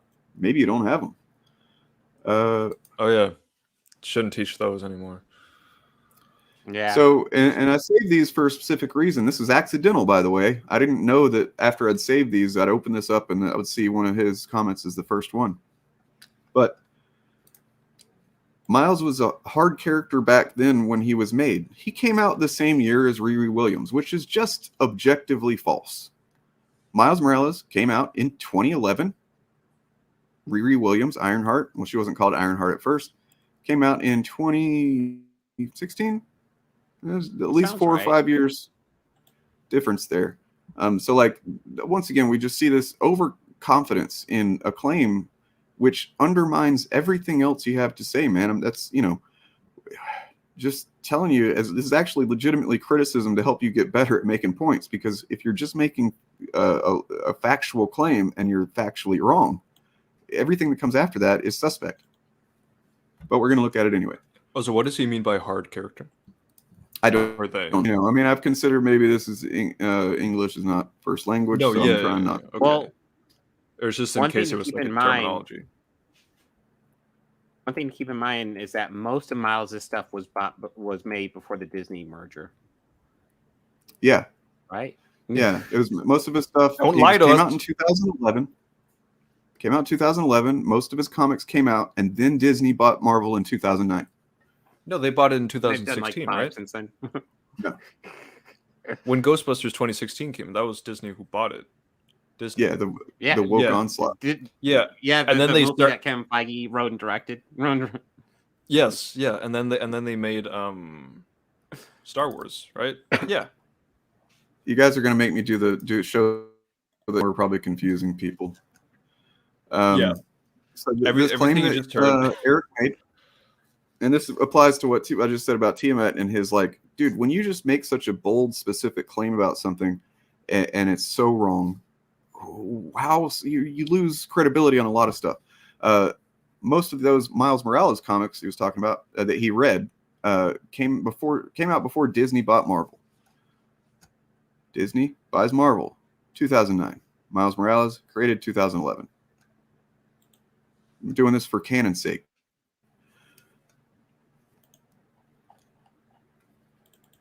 So, and once again, I'm not trying to, if somebody just a regular fan or whatever makes that claim, I'm not going to be like, you idiot, you don't know, you made a mistake or whatever. But if you're arguing at me or you're trying to make some claim about being an expert on stuff, yeah, then I'm going to call you on it. Yeah. Let's also talk about that claim Tiamat just made. Let's see. I feel like you'd probably want to mention that. The The one in chat. Yeah, I'm still trying to get through I his think false that's stuff here. awful. I'm getting annoyed with all the people talking about it. It was an What is he offhand saying? comment. You already apologized for it. I'll start. No, I'll let you handle yeah. it. If you can give me a source for where that's a racist thing, I'll address it. But the reason that you are out Tiamat is because I've just made pretty solid points against the things that you've already said. You feel called out, and so the few people that are even mentioning that bullshit, it's a deflection tactic, and sadly, it's a weak one. I'm not worried about it. Wasn't worried about it whenever it was brought up to me. Even though if I actually did accidentally say something that was potentially bigoted or whatever, I would feel like shit and I would be addressing it. Nonetheless, that's bullshit. You need to show me where that's something that's a problem. Anyway.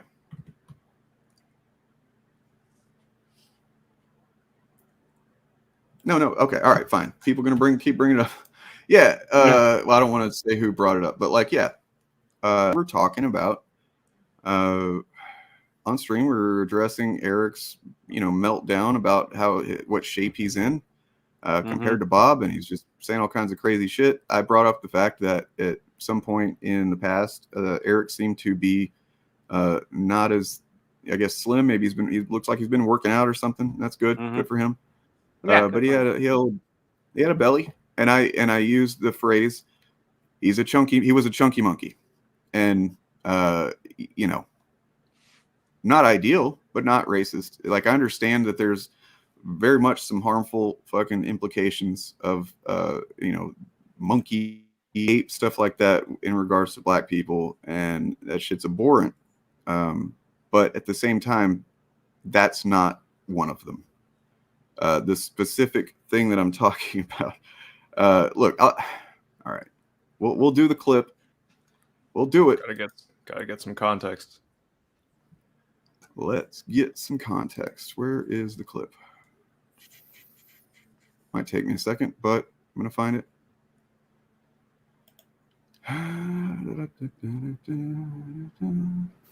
Yeah, and I guess just while we're looking for that, I don't know like the context when you said it, and I also don't know like the phrase or like the term "chunky monkey."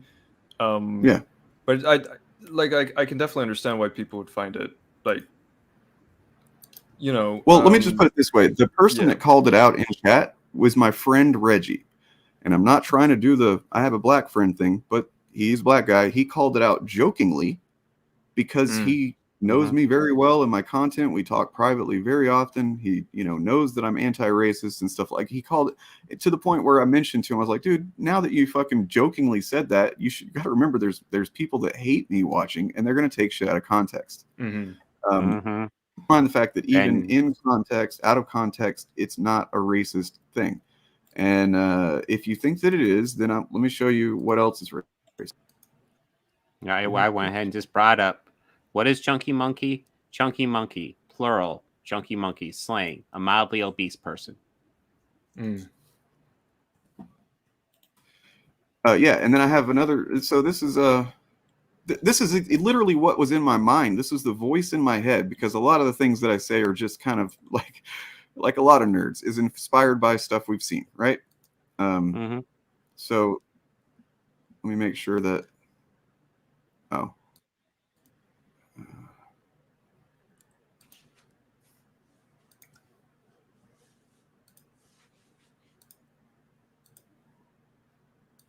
Yeah, and so that one in particular, I literally saw it in my mind as I was saying it, and it has nothing to do with race. Look, you can Google it, and there's stuff for tropes. The thing that I found when I looked it up in terms of racism was a woman who apparently is a Reddit post, woman who has a mixed race kid, and that she, like half black, half white. She called her kid chunky monkey as, like a term of affection, and that she called her kid that in a grocery store, and some lady flipped the fuck out on her, saying that's racist and stuff like that. And then everybody in the comments, in the replies is like, yeah, that's not racist. So here's Iron Man 3. This is the airplane scene. It's a pretty cool scene. Probably gonna get a copyright claim. I'll try and just like skip through it, I guess, or just go to the part that it happens. But he's catching people. Probably seen it. Got like 12 people. Gotta catch them. And at least one of these people are black people. Just want to point that out. So then he's catching them. He's got a bunch of them, right? Let's see. There we go. And then he's got one left. Remember that game called Barrel of Monkeys? That's what we're going to do. 18,000. Okay, remember that game called Barrel of Monkeys? That's what we're going to do. Sorry. Then he gets to one left. 1,000 feet. 400 feet. 200 feet, sir. It's a chunky monkey. Let's get him. All right. Literally the scene that played out in my mind as I said it. Now, talking about is not black, but he referred to all of them as monkeys, right? In the context of, we're going to grab them all like barrel of monkeys. And then there's at least one black guy in here. So is Iron Man calling this guy? Is he doing a racism? No. Clearly, the people that are fucking saying that, you're disingenuous, kind of fucking idiots. You can't defend any of the shit that Eric July says or believes. Yeah. If you actually cared about racism, you wouldn't be defending Eric July. If you care about this as racism, you don't. You don't. Just fucking admit it. You don't care. You're using it as a deflection, despite the fact that all evidence that exists, it shows that it's not like a racist trope or whatever. And the implication of saying that it is means that just any reference to monkeys in like the same sentence or in, you know what I mean? Like is somehow racist if it's got anything to do with black people, even as a metaphor.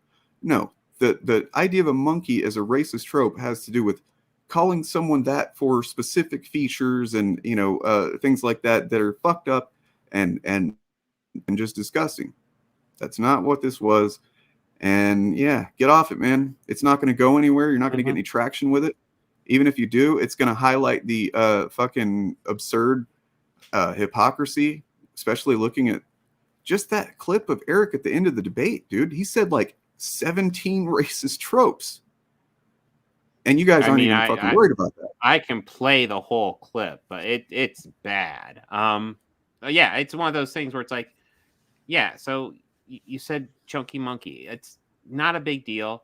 And like they're gonna harp on this, just like they're harping on me forgetting that I said triggered. It's anything to deflect from the actual arguments. Anything. I'll say that Hell's Only. It is mildly fat phobic. I'll say that. Yeah. He was being super fat phobic to me, so I'm also kind of a chunky monkey myself. So like, like if he wants to start make a video and call me out or whatever for being fat phobic, all right. I'll take my licks on that, and if anybody feels offended, I'll apologize. But we all know none of you are really offended, right? If you are, then why so triggered? It's just another opinion. It's just words. You know what I mean? Like all of the shit that you guys applies to this. If you really even do take it seriously, but we know you don't. All right, moving on. All right. Did you have more comments, Dane? Oh yeah. It's up to you. I finally have all mine sorted out, so I'm ready to go whenever. Nice. Well, I probably can't do more than 15 more minutes. You probably can't do more than 15 more hours. True, exactly. So we have plenty of time. Yeah. I just have to. Yeah, we'll see where it goes. Well, so the main thing I wanted to show with these is, and if we don't even get into the filtered ones, which honestly it would take me a while to scan through those to make sure it wouldn't get our stream shut down. Because there's definitely going to be some slurs in there. The main theme of what I'm seeing here, just in my published comments, is it's basically making excuses for its abuser logic. Yeah. So a lot of it has to do with like the community post where I posted that thing saying if you've been harassed or bullied or whatever by any of these fan groups, then let us know. And so some of the replies to that are basically, let me see. Sorry.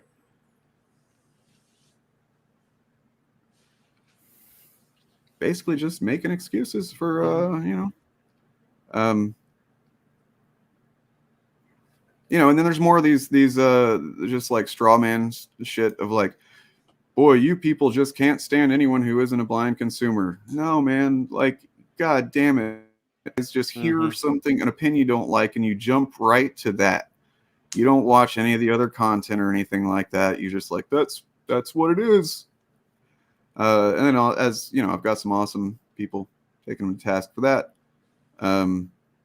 This is projection if I've ever heard it. Me calling and saying people are, my channel is not monetized right now. I cannot receive ad revenue or super chats. If I was grifting, I wouldn't even be doing this right now. I'm doing it because I care about the things I talk about.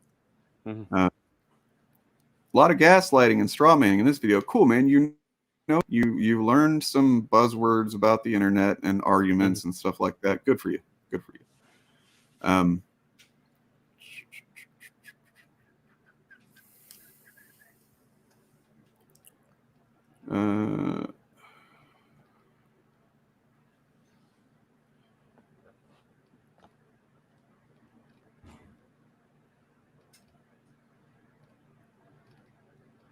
Wait, what's this one?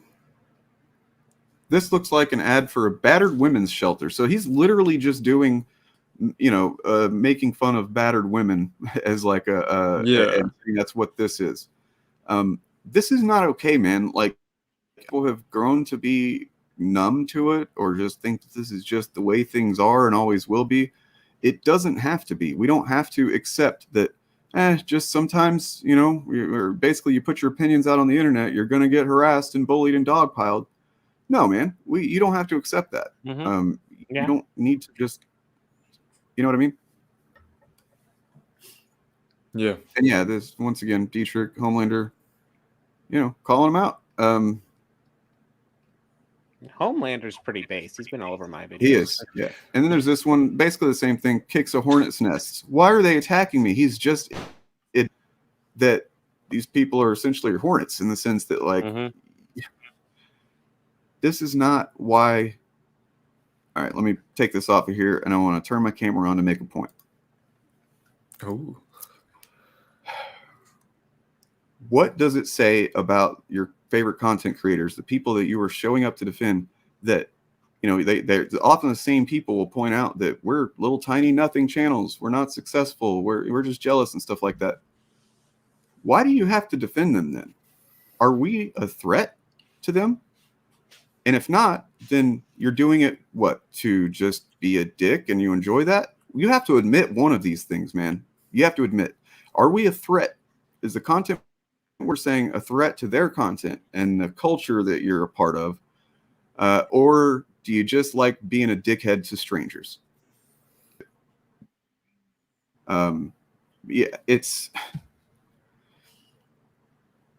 It really is a position of weakness. It really is. You guys give the fucking weakness away, your insecurity away, that little tiny channels like ours can just say some opinions, and even back them up with facts, which is what I think the real problem is that you guys have with it.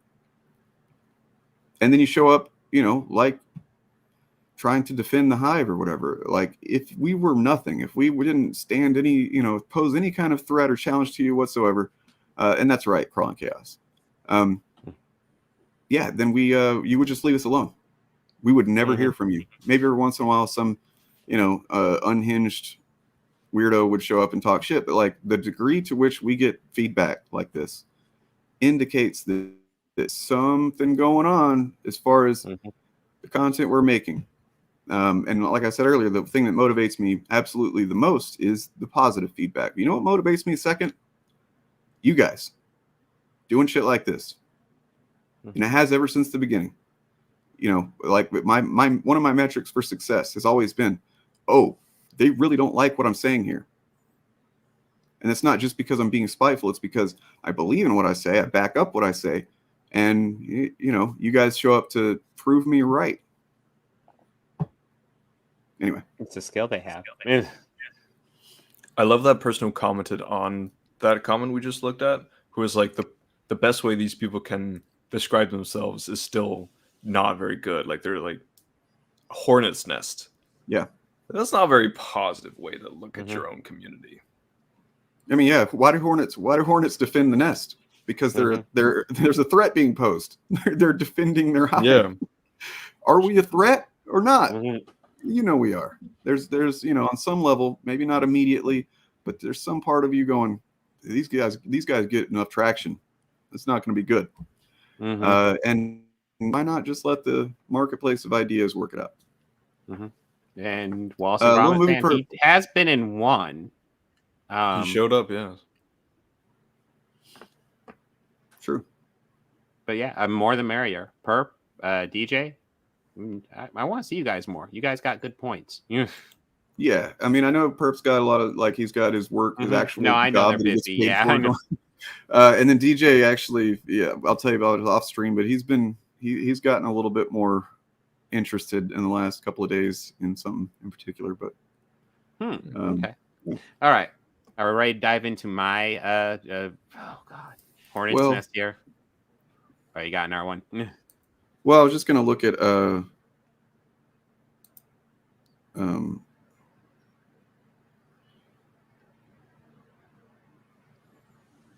here's another one of those. Oh yeah, just same people showing up to say the same garbage. All right, never mind. All right, let's start with some. All right, so mine, the first one I threw was actually like somebody who actually thought this out decently. He's building his this is a person talk about Eric July. He's building his brand off hating on comic books he has never read and has minimal knowledge of. He constantly attacks newer comics as well as comic writers for not staying true to Marvel's origin stories and quality and messages, while he is barely familiar with the original content. In other words, his entire business model is built off lying to his audience and spreading toxicity. But yeah, that is Eric in a nutshell. That's very astute. Now we're going to get to the two sets of comments that actually inspired me to do this. Because here's the deal. I've kind of accepted that I've become a lightning rod to these guys because holy crap, they really don't seem to like me. And you know what? I've accepted that. That's fine. Some of these comments tell me I'm on the right track. Some of the stuff these people say, it's like, I must be doing something right. These are the people who hate me. Yeah. It's also just really crazy how pathetic they attempt to make you seem, they really do get extremely triggered by you. Like they feel very threatened, you know? They're like, oh, this out of shape, divorced, all the insults they can get, right? Yeah, but and it's like, well, yeah. God forbid you actually approach my argument. It's gonna. Well, I mean, this is literally basically just repeating what Eric said, right? Well, the comment I have up is actually a comment describing Eric. That's what he was talking about. It was actually a good comment. But these next two comments are fine as well. But these are the comments that encourage me to do this. Like this is one of the first comments on the video on the debate when it came out. Comment section is an example of dogpiling his fans do.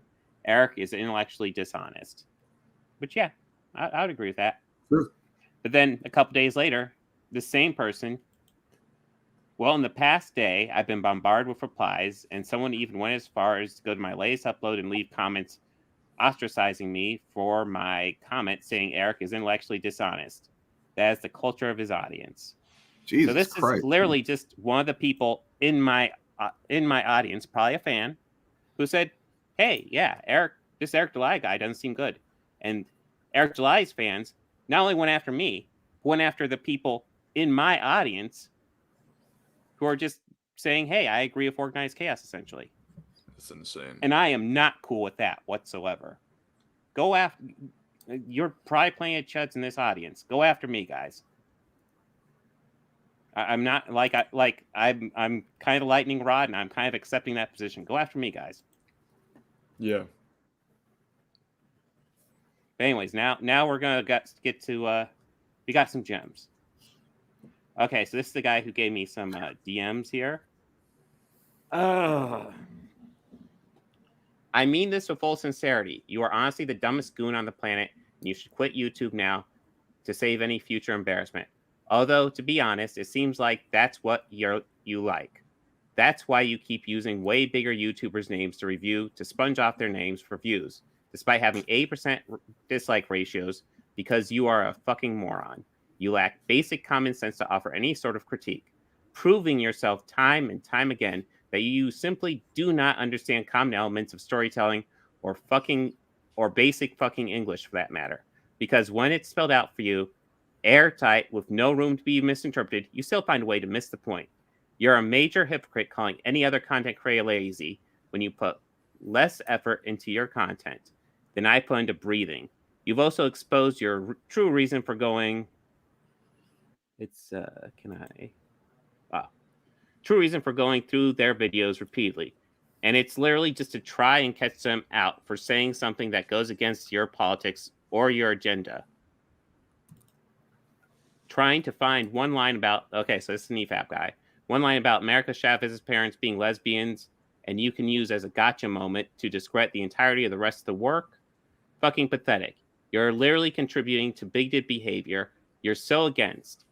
Immediately jumping to a race or gender conclusion you can stretch to find despite none being there in the first place. You're a fucking bigot. You have absolutely no idea what you're doing, and literally every episode you just expose yourself as a virgin loser, hypocritical retard who lacks any basic understanding of the world around you. Your bio is clearly a lie because there's no chance on earth you actually got laid one in your life to make a child. Look at you and listen to your voice. There's literally no chance. There's more chance that you could counter any point of criticism directed at you than there is of having a child with a woman. How many children do you have, Bob? I have 2. Boom. That means No, I you've mean, had at least sex you twice. can do artificial, like he maybe just donated sperm or something. We don't know. True. We don't know. True. Pixar didn't happen, Bob. Pixar didn't happen. Yeah. Yeah, this person spammed me quite a bit. I feel sorry for anyone who ever has to deal with you in person. And Matt, okay, I'm just gonna get past. Hey, look, I can say this. I deal with you in particularly the same space, but I've had to deal with you. And I'd say it's been a pleasant experience, and you're a good dude, and you know, I've enjoyed making content with all you guys. So yeah, I've enjoyed making content with you guys, but apparently I'm ridiculous. I should warn you guys, I'm ridiculous. This one is ridiculous. Oh God. Your obsession with that man, perhaps he bears a striking resemblance to your wife's bull that she obviously left you for, has not gone well for you. You pretty much self-owned last night, going up against Eric. You should have searched Ripa versus Jody on YouTube to see what you were going up against. Yeah, it's just distasteful. Yeah, we're gonna get a lot of this, guys. Yeah. Oh, Tom Stockman, we saw him earlier. Organized chaos is either disingenuous or stupid. What are you gonna say, Dane? No, I just agree. Yeah, I remember seeing him. Yeah. A character doesn't have a legacy if they're new. Even if you want to say a new character has taken an established mantle, the character themselves are not a legacy character. They don't have a legacy yet. New legacy character is an oxymoron. It's like saying one big small pizza, please. Jesus Christ. Dude, Google is your friend. I swear to God. It's really not that difficult. Just type in legacy character, see what it tells you. It's not a character with a legacy. A white man telling a black man that he hates and goes after black people is so racist and condescending. The fact that you and the rest of your leftist loser followers do not see this is insane. Making Spider-Man black is lazy and food crumbs to a culture who wants original superheroes made with thought and heart. Miles Morales is not that. He is leftovers that you toss at black folks to make yourself feel better. Listen to the black man instead of preaching at him and telling him that he hates himself. Shaking my head. Yes, because I will always just listen to the individuals. I don't think Eric July hates himself, and I never told him he hates himself. No. He's doing this for money, guys, and he's making it. Yeah. It's just you got owned. Oh. Yeah. No, it was just like so dumb about the whole. Like if there's one person who's like conservative, but is also part of a minority that they often speak out against, or a lot of the rhetoric kind of goes against, like that's a lot of conservatives use that as proof that, oh, you can't call this person out for whatever, like you can't call out Candace Owens for being racist, right, because she's black, right, and I'm white. Like it's such a Weasley argument, and I hate seeing it.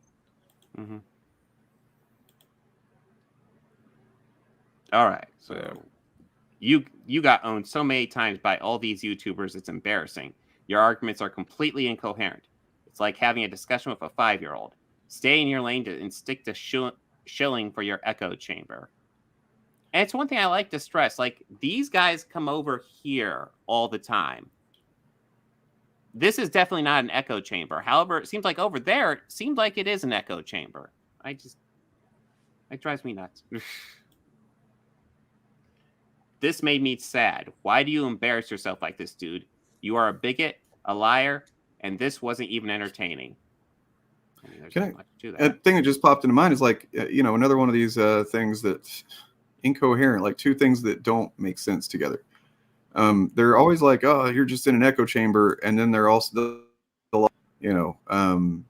like nobody agrees with you. You know what I mean? Like you're unpopular. And it's like, well, why are you worried about it? You know what I mean? Like if you don't want an echo chamber, then you should let us encourage us and support us even to, get our platforms raised so that we can pierce through the echo chamber that is YouTube. There we go. Wallace and Gromit fan just vindicated me. You remember the first guy I banned who was just asking who was Tyrone? This is a comment from him. Oh, nice. And who is? LOL. Well, do you want to do that now, or I can pull that up, or we can do it later? What is Tyrone really? Well, I'll read this out, and then we can go into Tyrone because it's mentioned a lot in these comments. LOL, the soy is real, and Tyrone raises your kids. Rip us something else. So, yeah, let's go into Tyrone here. I hate the ones where they're like glorifying their person. Well, it's disgusting too. Eric July says a lie about the fact that I'm like an absent father or some shit, which I'm not. Yeah. I go out of my way to be with my kids as much as possible. And yeah, he's doing it purposely to, obviously get a reaction, but get a reaction to his audience and get them to be like, oh, he's an absent father. We can say anything to him. That's the type of stuff he's going for. Yeah. That's also why I'm very, like, I really respect that you do this despite, because I guess what I'm trying to say is like, I'm a lot younger than you, like I don't have kids. I haven't been like I'm a broke college student, like there's nothing to get at me, where like it can hurt, but like people can like talk about your kids and stuff, like that's fucked up, and the fact that you're still doing it's just, I have a lot of respect for that. So I mean, like for me, I also have a kid, and like I know that these people don't know anything about my kid or me or whatever. So like but just as a parent, there's that reflective instinct where it's like, it's like it doesn't really bother me, but it's what bothers me. And this kind of applies generally to this type of shitty feedback. It's like, I think they're trying to demoralize me or us. You know what I mean? Like if they say enough mean things or say the right mean thing, that we're just going to like put a gun in our mouth or kill our channel or something. That'd probably be their ideal outcome. But like, it doesn't have that effect. The only negative effect it has on me is it makes me fucking sad for society.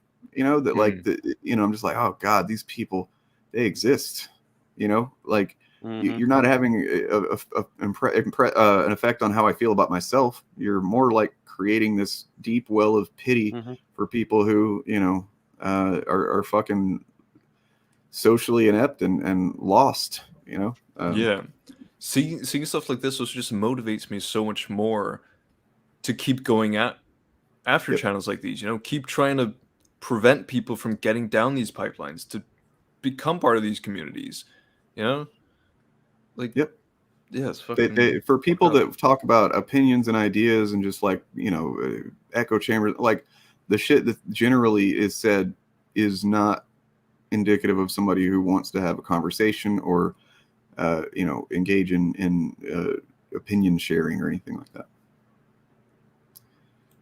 This type of shit it's gross.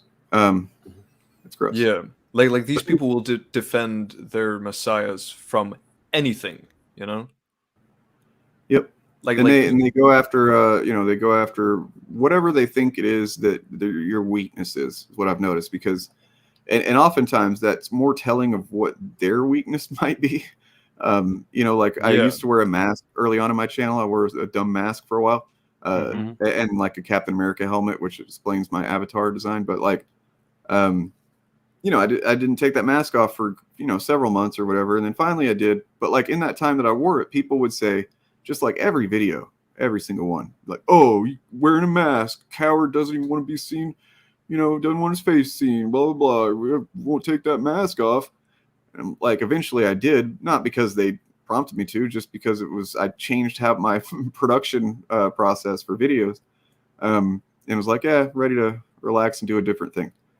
And as soon as I did, the mask stuff obviously stopped, but then they're like, oh, you got a ginger beard. You got a red, oh, there's a red ginger beard. And it's like, oh, God damn it. And it's like, literally, they'll just zero in on whatever the fuck they think it is, probably would hurt them if it was said about them. You know? Yeah. Yes. Yeah. No, I literally I'm literally sick of Ethan Van Sciver fans commenting on my hairline. It's like, are you fucking serious right now? I mean, I don't want to shame the man for his looks, but are you serious right now? You follow this man and you're going to comment on my hairline? Yeah. It's ridiculous. Shaming people for their way they look like that. It's, oh my God. Yeah. Why would you do that? And DJ, you are having some base takes going on. DJ has nothing but base takes. It's actually frustrating, man. Yeah, it's like, oh yeah. Do you have the Tyrone stuff ready? We should invite him to the I do. Tyrone? Yes. All right, we'll add him. I mean, I tried to get, there's a guy, Tyrone, that I tried to get a Tyrone on his guest. I don't know if he's going to show up, but just real quick, I did want to say, once again, it's fucked up. Just, you know, don't make fun of people's appearances and, you know, like. Who is this? Oh, that's Ethan. That's Ethan. Oh, I feel like he changes all the time. Every time I see him. Poorly aging Mormon. Just look at this dipshit. He's not insecure. You are. Yeah, clearly. Good stuff. Anyway. Well, why would he be insecure? He has that fantastic he's an Adonis. Yeah, fantastically dark beard that came in super dark. Yeah, I wish I tried to look for that picture. I don't know what I did with it, but his recent dye job is just stellar. Looking good. So the Tyrone stuff, and I saw that DJ, and I'm really relishing correcting you on this, DJ, because you've been fucking making some awesome takes lately, and it makes me feel insecure with my content because I hadn't thought of them yet, and they're like brilliant, just like cut right through. But no, there is a correction. You said that he came up with this Tyrone character. No, it's a thing that existed. Being from the South, I said this the other day. Tyrone is typically one of 2 or 3 names that will be used by racists to refer to, you know, random black people.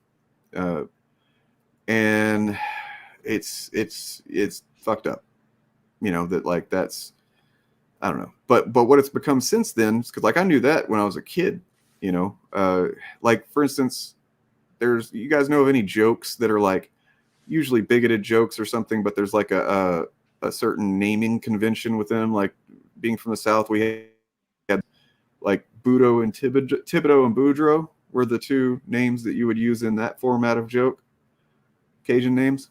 Well, Tyrone is one of the ones in the black type of joke like that. But now in the day of the internet, in the day of the incel, Tyrone is also an incel term.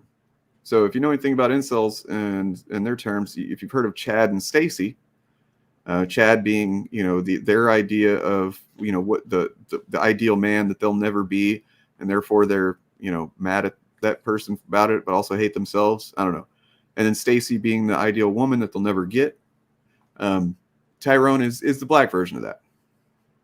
So it's not only racist, it's a you know, very misogynistic incel, you know, kind of thing. Like the implication being that this big hung successful, you know, Adonis of a black man is gonna come and fuck your wife or whatever the hell. And it's like, it's just gross, man. Like resorting to something like that, you know, not only is it just inaccurate and harmfully, yeah, it's harmful, trope. It's, I don't know, it's cheap, doesn't sell your point. Solid idea. In fact, it undercuts whatever your point was. Yeah. I sadly have to leave now. I don't want to because I've been having a lot of fun. Fun is I don't know if that's the right word, but it's been I've enjoyed the stream. It's been insightful. I feel like we've gotten through a lot of good and important topics. Constructive feedback. Yeah, exactly. We even had a talk with a person, which was cool. Yeah, I hope you guys enjoy the rest of the stream, and I'll see you guys like. Dude, thanks for joining. Like it was Yeah, kind of thanks for last joining, minute, and I'm man. glad you did. We got the founding trio here. Exactly. Founding fathers. Yeah, and like honestly, this is what it's kind of was about. Just remember from the start, when people are like, oh, it's not going to work. It's like, well, what do you think the point is? And this was the thing that I had in mind is like, if nothing else, we'll be able to, we're commiserate, and like we understand that, more what the others go through than probably a lot of people will. Yeah. And what we endure, so to speak. Like I said, not that it's like a fucking doesn't bother me. It motivates me, but it's still nice to be able to just say, "Oh yeah, you've been called all this crazy shit too. Cool, me too." Like, yeah. But yeah, man, thank you for being here. And I know you're going on a trip. I hope you have a good time. Thank you, people. I'll be staying updated. I'll still be in the community, but yeah, it'll be a couple weeks before I'm back on the show, but we'll figure that all out. We'll replace you. Yes, please do. Yeah, permanently. I mean, permanently, but yeah. Yeah, with Tyrone, hopefully. Yeah, we're gonna race swap you, dude. Sorry. Yeah. Well, that was my destiny. It seemed like the woke thing. It seems like. Yeah. It's what happens to the American man these days, Turf. I'm sorry. You're just, Honestly, right. I feel like the best thing to do would be to swap me out with a transgender person, and then keep the name, because there's just something ironic about that. That's some thick irony for sure. Yeah. Yeah. Have fun. It's been a pleasure, and yeah, see you guys. Bye. Bye, Turf. And yeah, again, DJ, fucking great point. A person, in this kind of bully responding to that bully is not the same as the bully. The narrative is a deflection and a weak argument. Yep. God damn. Like if someone comes up and is like pushing you just kind of unprompted, is just like, or even if you just have an opinion about them. Like you can't hold both opinions, man. You can't hold both positions. That people should have free thought and free speech, and then also you should accept it and never counter when a bunch of people bombard you and call you a bunch of shitty names, and like it's incoherent. But yeah, like if you're back in school, and you're just minding your business, somebody comes in and starts talking shit on you or whatever, or they just heard that you said through the grapevine, you're like, I kind of don't like him or whatever, and then they come up and they're like pushing you against the lockers and they're like ready to fight and shit, and then you just hit them, like are you the bad person there? Like how so? There's a moment of the aggression was begun, and the aggression was begun that it became a physical attack, and in this regard, in the social media sense, the attack is generally when Eric makes crazy fucking bullshit claims about calling somebody groomer and whatnot. Like he knows full well that that's the most incendiary thing that you can call someone.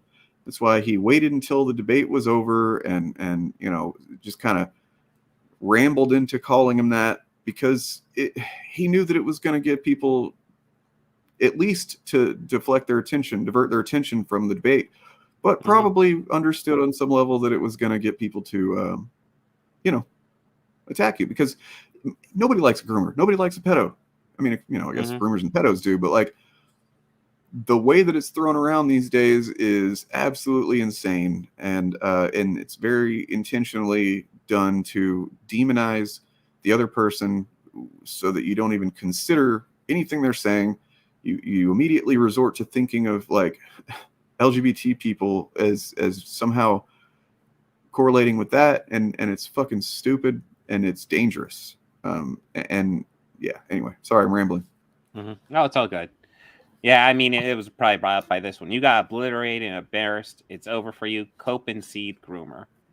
Really, like, this is a thoughtful response. They had some insight to dive into. There's nuance here.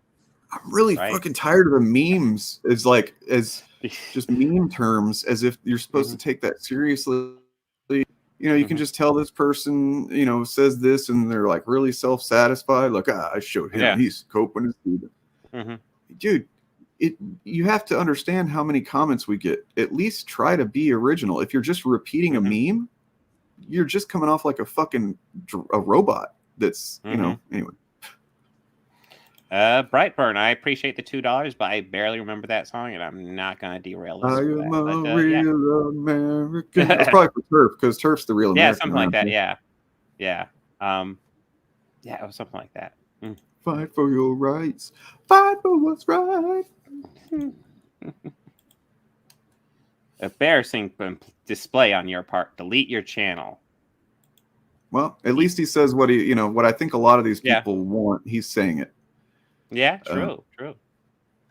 Who cares? Everyone's fake on the internet. I don't understand the issue. He isn't hurting anyone. Honestly, he probably is helping the comic community. Well, Eric isn't hurting anybody, and he's helping the comic community. I'm not sure if I agree with that.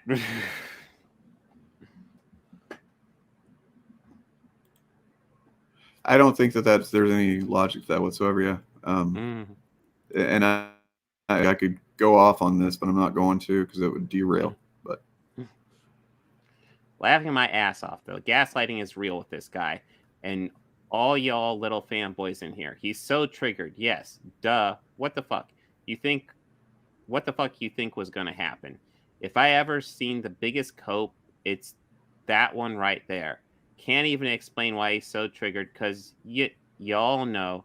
Starting issues and leaving the other to finish, it never ends well when you don't know what the fuck you're talking about.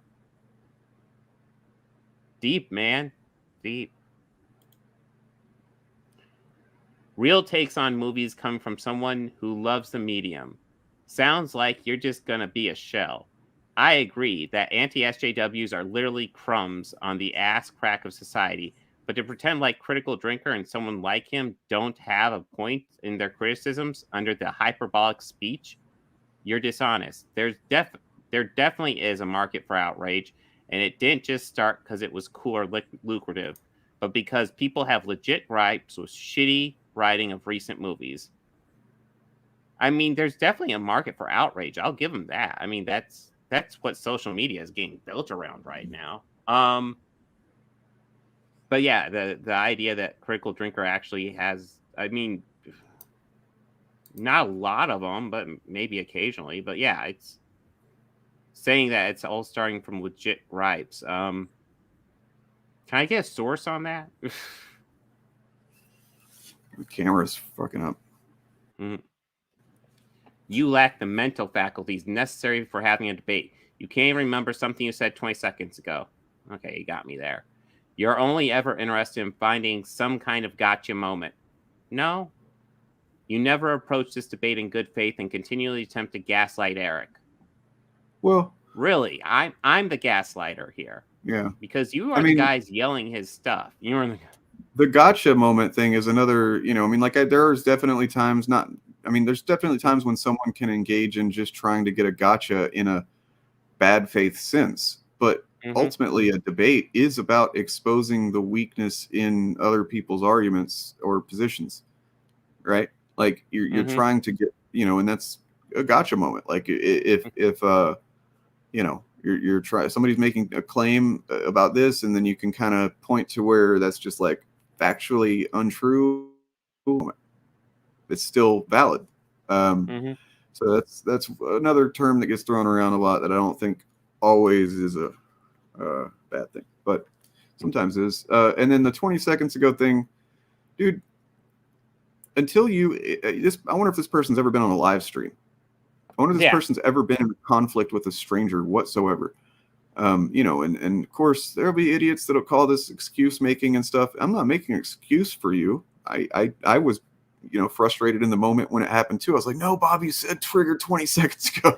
But like at the same time, your Hey, I fucking edited mind, it and I went, fuck, I definitely did. your mind is racing. You're trying to focus on what they said. You're trying to think of a way to respond. It's very easy to forget that you said something. Now it was an error knocked off of you, for sure. Not an excuse. I'm just saying that there's reasons for it that don't have anything to do with mental faculties. Anyway. You are by far the dumbest person I've ever seen on this platform. And we have people like Mundane Matt, Ethan Ralph, and DSP around here. The bar is pretty high, and somehow you surpass them. The fact that you put this on your channel and think you win anything here shows you are beyond stupidity. Yeah. All right. Yeah, great. It was a great way to end that. Well, cool opinion, bro. I don't know. It's this type of comment is just clearly more about himself than anything else. I think. Like, yeah. And Brightburn, I actually don't know anything about Film God, but thank you again for the $5 super chat. But yeah, I mean, yeah, I like, if we're breaking down actual critiques, I'm not thrilled with how Campia does a lot of his movie reviews, but I don't have any actual issue with him. I mean, he does his thing. Right. Cool. Yeah, I know him. Campia is a good example. Like, I'm glad he exists actually, because I've liked takes of his a lot. I've liked content of his before. I went through a period where I was actually watching him daily, and until I realized, like, oh, some of this shit is really stupid. Like, but he's not making harmful content. He's not making, content that, that demonizes a group of people necessarily just because it had something to do with movies. He's reviewing the movies. He's talking about the production and the quality of the films and his opinions and so on and so forth. And even if I think his opinions are stupid sometimes, you're not going to catch me making a video about him just because that's not the kind of shit I'm worried about.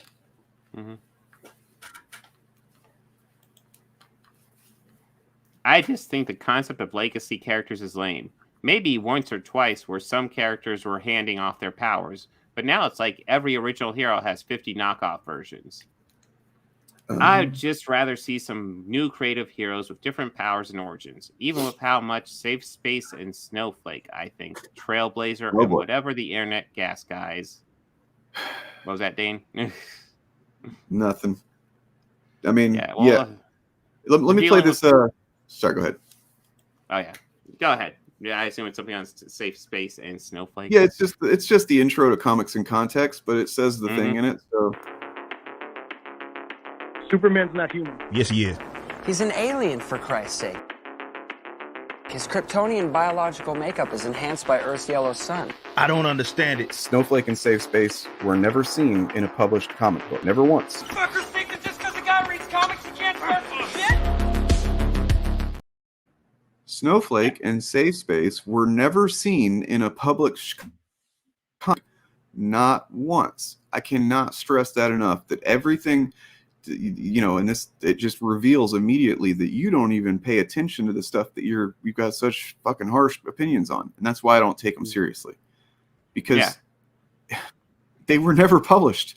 And also the left and the right, everybody hated them. Everybody was like, this is stupid. This is a bad idea, misguided. And it was, and I agree with that. And I'm glad that they didn't come out. If they came out, I would have been making fun of them too. Yeah, no. But the fact is, they did not come out. The character, that comic book did not come out. Period.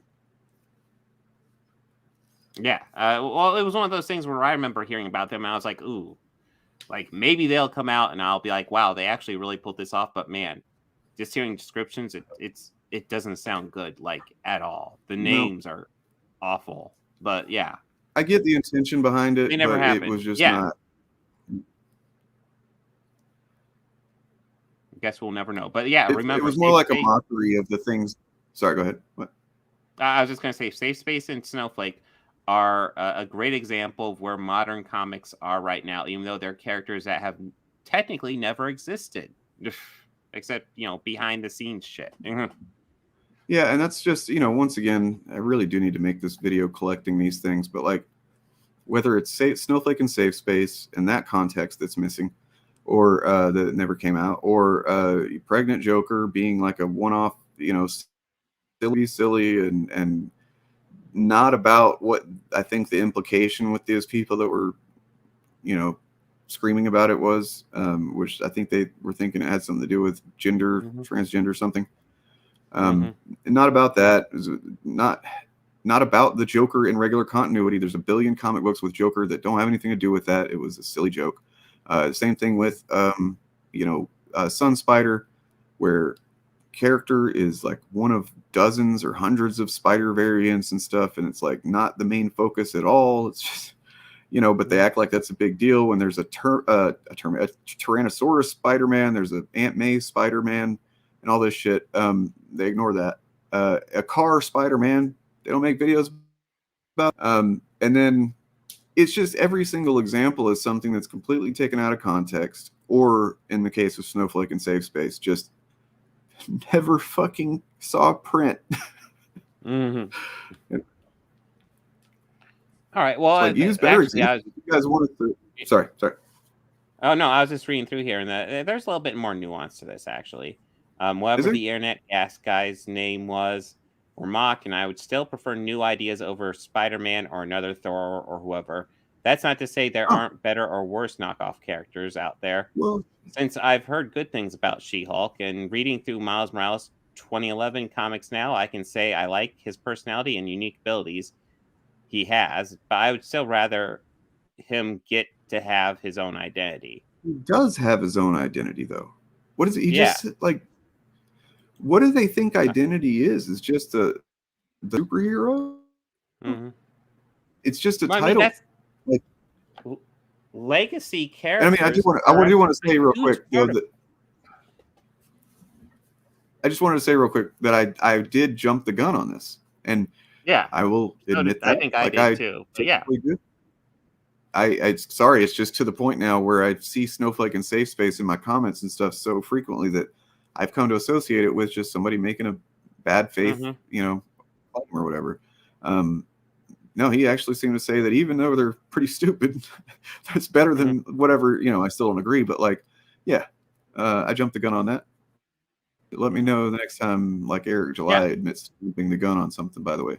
No, I think I jumped the gun on this one too, because this is actually a bit more of a nuanced take than I was giving credit for. Sure. That being said, I still don't know what your issue with legacy characters is reading this. Like, it's just you don't like unoriginal characters, but like comic books, I almost want to say the majority characters at this point are like legacy characters. It's like a key part of comic book lore.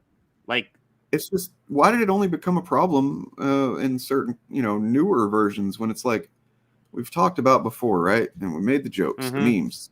Like, Barry Allen is just Barry Allen. He's not the Flash, Hal Jordan is just Hal Jordan. He's not Green Lantern. If you apply the same logic to characters, it falls apart. It's just, it's frustrating. Well, here he is in chat. Can you address my point? I have an actual position on legacy characters. I use Snowflake and Safe Space as new characters. I'd prefer because I want new heroes with unique powers. Well, there actually are a lot of new characters with unique powers, by the way. So your point is that there are no characters with unique powers and stuff. Okay, if you'd like to talk about that on stream with me sometime, not today, but we can talk about it. You can defend that position if you want. Now, I will say, like, the ones that have really broken out recently will be legacy characters, and it's name recognition, and that's a big part of what makes stuff popular anymore.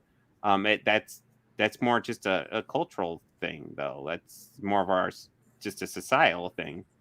When we're dealing with like, it's tougher to get a new franchise to get out there. It just is. But they are still being made. They absolutely are. And there's some that are successful in the comic book sense that are like, a lot of characters that we take for granted now as being popular didn't become mainstream kind of popular until way later. So like a lot of the characters that you don't even know of right now that are newer characters will very likely be very popular down. So it's a fallacy that there's no new characters with new powers and stuff. There are, and I could in another stream I don't know, talk about that, I guess. Not even an Eric July fan, but OC, you really gotta stop embarrassing yourself like this. This was completely pathetic in every single regard. This was not a discussion. You were trying to trap him. You kept interrupting. Because he never interrupted me once. Right. You kept changing the goalpost because he never changed the goalpost once. You kept asking the same questions over and over when you would have gotten the same answer had you just shut up and listened. No, that's the thing. He wasn't answering questions. Right. How often did I ask him something and he would, like, I think there's even a point where he just said, I refuse to answer. And it's like, yeah, it was about whenever he refused to answer what Isom's motivation was one of them for sure. And you were like, do you know something about, do you know what his motivation is or something? He was like, no. And he, Eric bullied his way through that thing. And I say bully in the, let me use a different phrase. He obfuscated his way through that debate.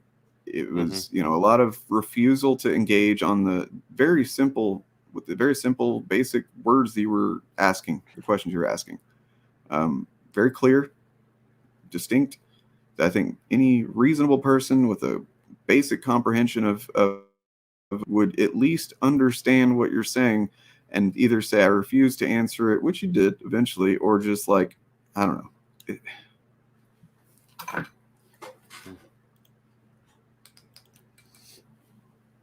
Watching this overgrown child giggle to himself while failing to engage with even basic logic is quite remarkable, stupid, and smug. Maybe if he stopped basking in his own chat for 5 minutes, he'd catch up. But I'm not sure he has the attention span for that. Then again, he seems disingenuous, so maybe he's hiding deliberately. Were you hiding deliberately, Bob? Yes, I was. Tell the truth. Okay. Fair. I must say it was an absolute pleasure watching Eric July eviscerate you live. Please do debate more. It's wonderful seeing your sheer idiocy dragged into the light and torn down for all those to see. Keep up the good work. Well, good news for that guy, by the way. I guess we can go ahead and say this. Well, yeah, no, I mean, Adam Friend had already talked about it, so yeah. Right. I'm trying to find the thing. Hold on. You got we have a Valentine's Day date. Me and Bob. It's a double date debate.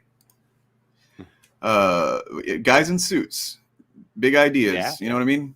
Very serious men having serious conversations about serious ideas. Very smart fellows. Imagine it's going to be, I guess we haven't decided whose channel it's going to be on or both. I don't know. Yeah, we could do both. I'm cool. Yeah, probably both of our channels. So, yeah. What time is it again? I forgot. 4 o'clock Eastern Standard Time. Oh, God damn, that's so early for me. I don't feel like my brain's at its prime until like 4 o'clock my time. So, but all right, fine. Yeah, that'll be fun. According to Adam, I don't know why Dane marked it as a debate, because according to all my correspondence with Adam, we're just going to hang out and watch a Fight Club video essay, and that will be it. That's what it's weird. It's almost like this disconnect between how he arranged it versus what he really wants it to be. I don't know. That's weird. Yeah. Versus what was said on Twitter. Yeah, that's what he called it. I saw that he had tweeted it about my graphic that I made for people to let us know if he'd been harassed or whatever, and he retweeted that specifically and said we're going to be debating organized chaos and his friend. I am his friend. So I've been saying that we're going to be debating Adam Friended and his friend. So as I described him on Twitter, I said Adam Friended, reader of Save the Cat. Because he read Save the Cat. All right. All right. Said this before and we'll say it again. Organized chaos is a talentless hack. This debate proves it. Couldn't even understand the answer to a single question without being repeated 50,000 times, and even wanted to label Eric as everything under the sun. I don't recall labeling Eric as everything under the sun. That being said, I'm kind of shocked at these guys who look at Eric's answers lots of times in that debate and say, Yeah. "Oh, he already answered it." It's like he obviously didn't. He obviously it's not even like he's doing work. Like it's not even like he's doing the word salad workarounds like you would expect. Like there is times where he's outright not answering it, and they're saying, "Oh, that's an answer." And I'm like, well, yeah, it's just of this kind of like, I don't know, this obstinate, kind of obtuse other O words, refusal to even engage with kind of just taking what you said and going in a different direction with it, and they take that as him answering it. It's weird. Anyways, Organized Chaos is a joke creator. Either this is all an act or he drank too much of the lefty Kool-Aid and allowed his mind to rot. I was wondering who drank all the Kool-Aid. I tried to get some. The lefty. Hey, I'm gonna go ahead and admit it. The lefty Kool-Aid is delicious. It's good stuff. It's got drugs in it.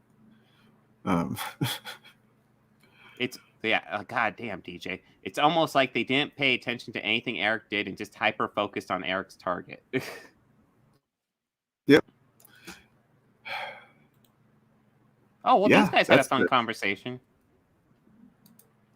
You should have spent your Sunday with your kids. They were with Tyrone. True. Tyrone is the real one. Respect. Pour one out for Tyrone doing the Lord's work, raising them kids. Tyrone has been a pretty good stepfather. I think. I'm sorry. Like this weird implication that Tyrone is going to be bad at the job or something. It's like I don't know where that's coming from because no. All right, I'm done.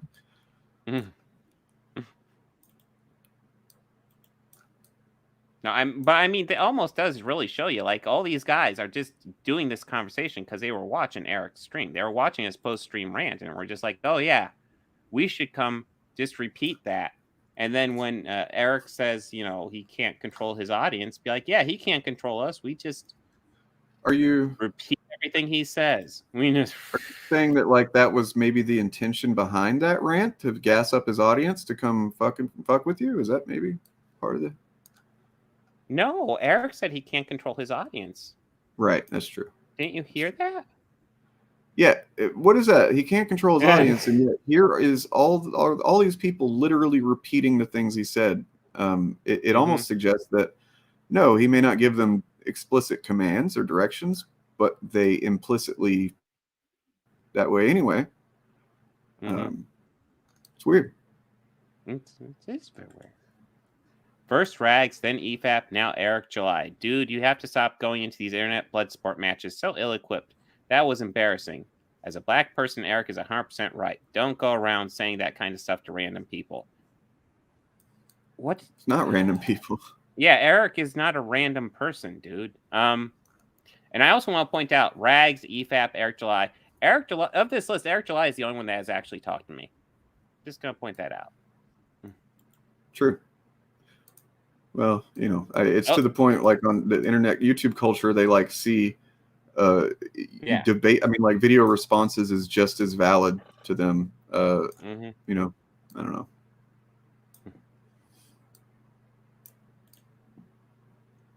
OC lost its debate from Ripa says that he has to treat autism people differently. However, OC sums up Ripa's points and says your whole argument is you treat autistic people less. Ripa never said that. Actually, he did. OC put words in his mouth. Ripa asked OC a question 9 times to test OC's logical consistency. Also, Ripa wanted a yes or no fluff. OC 8 out of 9 times deflected, not giving a yes or no answer. Are they talking about that thing at the beginning where I did give him an answer and then he kept on asking for me to answer again? Like, I swear to God, that was just him trying to make a point, trying to make it like I'm not answering questions when it's like, I already answered it. How many times do you want me to answer it? It got obnoxious. Well, yeah, it's kind of like the opposite, the inverse tactic of what he was doing with your questions, right? It's like, he doesn't like the answer you're giving, so he's going to get a gotcha. He was going for a gotcha moment, Now OC doesn't find calling Ripa a clown a racially motivated thing, unlike Rags. I've been over the Rags things 50 million times, guys. I've said even if he didn't mean to call Riva a clown person as a racist thing, here's a whole bunch of examples of him being racist. Right. I've been willing to admit I'm wrong on that call, but I got tons of other examples of him being racist. So Yep, there's no shortage. OC says Ripa is triggered. Ripa says he's not. OC then said he never. Yeah, okay. There, you actually got a good point there, Dak Drake, who just got banned totally earlier. True. Can't. You got me on that one. OC doesn't listen that to means Ripa's you lost point. the whole debate. Apparently, like all the crazy shit Eric said in that debate now doesn't mean anything because I just forgot I said a word. Shit. That's the rules. OC doesn't listen to Ripa's point. I don't know what you're talking about. OC misreads Ripa's tweets. Confirmed. Okay, I had a couple of tweets up there. You gotta point out the one I was misreading. Jesus Christ, this goes on. Yeah, I mean, OC had look, if it's the autistic tweet, I got some stuff I could say about it, and I also have talked to some experts. Yeah. But continue. OC had to read libertarian definition from Wikipedia. Okay, so I'll go ahead and explain why. Because I know what libertarian is, but the shit Eric was telling me was contrary to everything I knew a libertarian was. So I was like double checking, and yeah, it turns out, shock of shocks, I was right and he was wrong.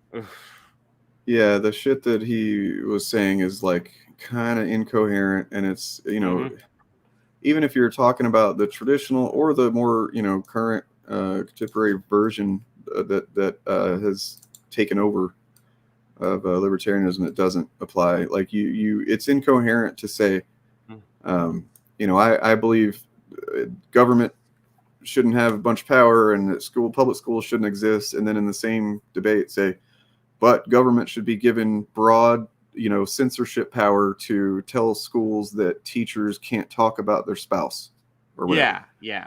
It's fucking bizarro fucking beliefs. It makes no sense.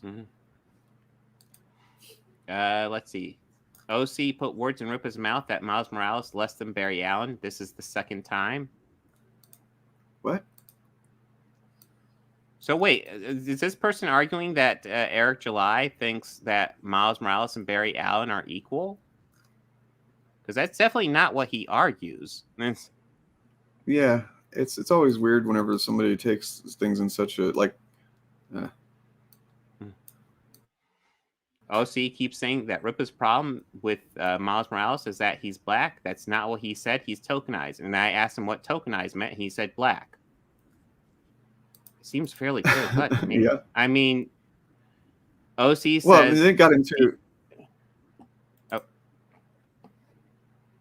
were you gonna say? I was going to say that then it got into the, like you were asking, well, what is it about him that's lazy and bad or whatever that he's rip off, and that's when it got to him saying, you were like challenging, has he even read any Miles comics? And that's what ended up with him saying that, yeah, most of the ones he read were before Disney bought Marvel. Chronologically is insane and not possible. Yeah. Yeah, and DJ again. So if Miles was white, he'd be okay. And Charles keeps on bringing up this point, and I love this point, that essentially Spider-Man nowadays, and you brought up as well, Dane, if you were to create Spider-Man nowadays, he would look a lot more like Miles. Peter would be the token. True. Yeah. And I mean, also, what was it? DJ made a point. I should just say this and not give you credit instead, but it's too late now. You made a point under my tweet the other day. Yes, man. Let me find it real quick before you go ahead and say it, what you're going to do, I bet. This one. So TJ said,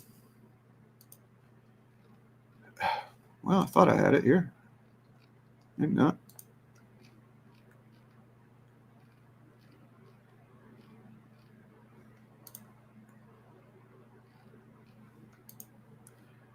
Well, never mind. If you know it, DJ, it was under one of my posts about the Miles thing and Eric, and you said fuck. You said fuck? He said fuck, and I was like, whoa, dude, that's brilliant. I didn't think of fuck. Can't even believe it. Okay, here it is. Yeah. So I had said, if you know me, you know my content, you know that I think gatekeeping is generally dumb and bad, at least, and then it's harmful on its most extreme end. If a Spider-Man fan doesn't know the significance of Amazing Fantasy 15, who cares? I don't. I know what it is. I know a lot of things about comics that I've said before. If I decided to start gatekeeping some of you motherfuckers, then you would have a bad time. I'd be pretty good at it. But yeah, it doesn't matter. If you just became a fan yesterday and I love Spider-Man, just became a fan yesterday, cool, you're a fan. Like there's no, purity test for me. Mm-hmm. But if you are someone who portrays themselves as a comics expert and you non-stop as if you're like the lore master, like everything needs to fit your idea, like, and you don't know what Amazing Fantasy 15 is, it's basically what you were saying earlier. No, that's insane. You can't do that. You're a charlatan at that point. Mm-hmm. And then you can't say multiverse variants of Spider-Man don't make sense because of Peter's origin, and also not know what Peter's origin is. Mm-hmm. And then DJ responded with, they also can't say Miles Morales is both ruining Spider-Man, but also not Spider-Man. Mm-hmm. Yeah, which is exactly. Just spot on, man. Like, which one is it? Damn base takes. Does he cheapen and ruin Spider-Man, or is he not Spider-Man? Because if he's not Spider-Man, it shouldn't be a problem. Mm-hmm. Good point. Yeah, God damn, DJ. I know, right? Like, eventually, DJ, he's just gonna be the initiative. Just we should have him join the initiative sometime. That'd be pretty cool. True. Let's see. OC says DSGB. What DSGB? I'm brain farting. What is that? DSBG. What? I'm not sure. DSGB. What do we talk about? DSGB. Don't say gay bell. No. Yeah. Don't say gay bell. Exactly stated. Prevent gay teachers from teaching, and later change it to essentially. No, I don't think my stance on that ever changed, because I know what it says. It, like, the bill doesn't say gay teachers can't teach. That's not what it says. It just says you can't bring up sexual orientation and gender essentially in the class. It's more of this reasonable and I doubt. don't recall ever saying that in the debate that it said that, because it doesn't. And right. This is how they do. Like people on the right, they do this weaponized, reasonable doubt, where it's like, yeah, well, it's the exact same thing as like, I can't tell my audience. I don't tell my audience to harass anybody. No, you didn't. But the culture that you create, and then the proof is in the pudding. You see the things people are saying. They're literally just, in a lot of cases, straight out of his mouth. So it's like this. You don't have exact proof where you can go. You don't have a smoking gun to say, well, this is about gay and transgender people specifically. It's just more like you can tell who it's targeting, what it's targeting, and what the end result would be if it was allowed and then existed enough to expand on, and so on. Mm-hmm. All right. OC thinks because you cannot talk about your sexuality to second graders, that's the same as not letting gay people teach. Stupid comparison. These are just dumb fucking arguments, and I already had them with Eric. I don't understand it. Yeah. Yeah. Sorry, I got to just. Sorry. OC thinks a teacher and to the second grader relationship is the same as a friend to friend. I mean, not the same as a child friend, but like, I don't know. To me, it kind of shows that these guys don't have kids, because in general, like, when I'm like talking to a kid, I will typically, like, if I'm talking to my kids, I will typically kind of let them set the tone for the conversation. If it's, you know, it's, but lots of times, yeah, you can talk to them just like they're people. You genuinely can with a kid. I mean, they There's are. nothing They wrong with are. that. Yeah. Now, if It- they're being goofy, then you can talk goofier to them. But like in general, especially if I'm first meeting any kid, it's gonna be just like, hey, how you doing? Just normal greetings shit. Because I mean, think about, like, I'm sure most people have had an encounter with some, like, a friend's kid or whatever, where you're like, you go to meet this kid and it's like 6-7 years old, and you're in your mind you're thinking, oh, I gotta be real, you know, I gotta talk real dumb to this kid, you know, and then like Yeah. the kid turns out to be really smart, and you're like, oh shit, you know, like they're, you know, so you kind of have to adapt to the, oh, this kid is actually, you know, brighter than I would have expected a 6 or 7 year old to be, or whatever. Now, and then let's get to the core of the issue, though, is that you're not talking about your sexuality with kids. That's not what this is about. Well, I'm gay, and what I do is I put this in that, and, you know, that's not what it is. That's the implication that these people are trying to, or have fucking pushed, you know, that like somehow just having a husband and that being knowledge to a kid, if you're a guy, or you know, vice versa for women, like that somehow that just inherently puts gay sex in the kid's mind or something like that. Yeah. Like, what the fuck? If that doesn't make any sense, Not because the same thing.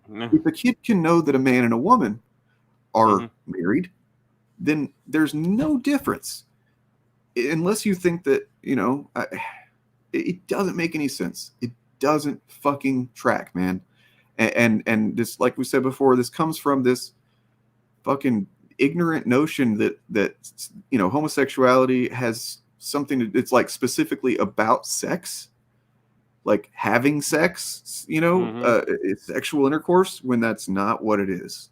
It's an old trope, this idea that gay people are perverts, and that's really what this ultimately is this new version that's kind of, you know, not new, but like it's a newly successful implanting of this notion in the public consciousness, that just being gay is all about just demented, perverted, you know, degenerate gay sex, and that, like, that's all they talk about and that's all they do and shit like that. And it's like, I know several gay people, bi people, trans people, but I don't know that I've ever really talked about sex with any of them. I don't know that they've ever, you know, maybe I could think I have not. Because people are just people, and the things that they do with their partners consensually, consensually in private, is what they do, man. And like generally that are, you know, which is often people are, if they're queer, you know, subscribe to you know, consent being the absolute, you know, fucking bedrock of all sexual activity. And part of that is knowing that children don't consent. They literally, it's incapable. Like, it's not possible for a child to ethically consent to anything like that. And anybody that thinks otherwise would be roundly fucking, you know, just called out, and, you know, fucking have the police called on them by the vast majority of other queer people or whatever. And like, it's a straw man fallacy. It's not it's not rooted in fact. It is propaganda that has been intentionally inserted into the discourse and pushed and pushed and pushed by bad faith fucking media figures, and you bought it, man. You fucking swallowed it all, so to speak. You're a fucking puppet. Good job, good fucking job that you have swallowed that entire fucking propaganda line to the point where you're using it as just to deflect any kind of criticism from the fucking YouTuber you like, or whatever. And the fact that Eric July has to resort to that says that he's a fucking cowardly, insecure, weak, little dishonest bitch.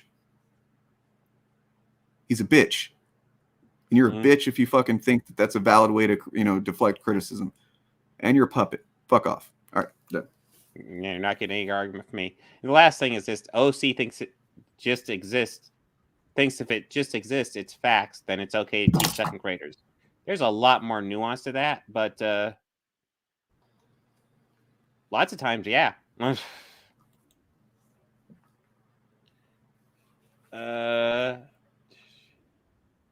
must say it was an absolute pleasure watching Eric July eviscerate you live. Please do 2 Oh, more we already looked at days this one. Yeah, I already did. Let's see. I don't think the reply was on the other one. Oh man, it really was. It was hilarious how OC constantly attempted to trick or maneuver Rupa into saying something he could attack him on, and Rupa constantly shut him down like a buffoon. And OC always tried to attack him anyway on things Rupa never said. God, it was so pathetic. Why this guy is constantly attempting to call out people and make him look like an idiot. That makes him look like an idiot. He is such a masochist. God, Eric said some shit during that debate. He said some shit, and like when I'm asking questions, I'm looking for logical consistency. I mean, when we got to the Don't Say Gay bill, essentially Eric got to a point where he's arguing kids shouldn't know about any married couples except for their parents, no other. Yeah. It was fucking stupid. I was wondering how far he was going to take that argument, because that is the logical end result of that type of thing. And I'm like, when's he going to deflect, or when's he going to, because there's no way he's going to take it all the way to kids shouldn't know that even men and women are married or something like that. But no, he did. He took it that far because, he had no choice, or he had to back out of his position.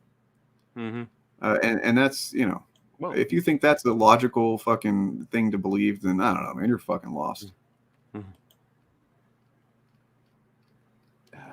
This crap is so childish. Oh yeah, go for sorry. it. I was just gonna show one comment. Well, this is from yours, and you shared it in Discord. The same night. This person is actually. I believe you got a few of these. A couple of people express this sentiment, and I'm not trying to say this is the majority. It's definitely not, but just understand that there are people who, even if they already agreed with Eric, there comes a point when he goes too far. Okay. While I was on Eric's side in the beginning, I have to say he really did embarrass himself going out of pocket and disrespecting you that way. Talking about your family basically proved your point that he was hitting below the belt. Which, good on her, I believe, for saying that. And hopefully she didn't get any fucking harassment like that other guy did. Yeah.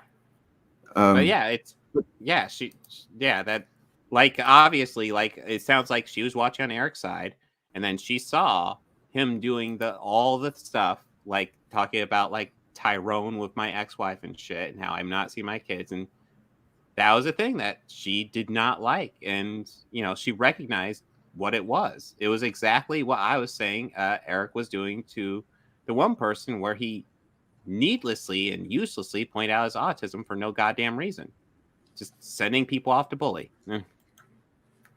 Well, not just that, but just dismissing them, and of course that's one of those of course, weaponized benefit of the doubt type things, where it's like, okay, and that would be honestly my one criticism, my biggest criticism of you in general when it comes to that stuff, is just like, if you can't prove it, you're not, especially with somebody like him, you can't really convince him to admit it. You know what I mean? But that one, that. To listen to criticism and learn and do better. Yes. No, I refuse to do that. I don't understand it. Fuck off. This crap is so childish, and it all really does is prove your childishness. Why? He's not a comic book expert. Maybe he isn't, but there's no context, and really nothing is said in this short. Oh, this must be on one of my shorts for the debate.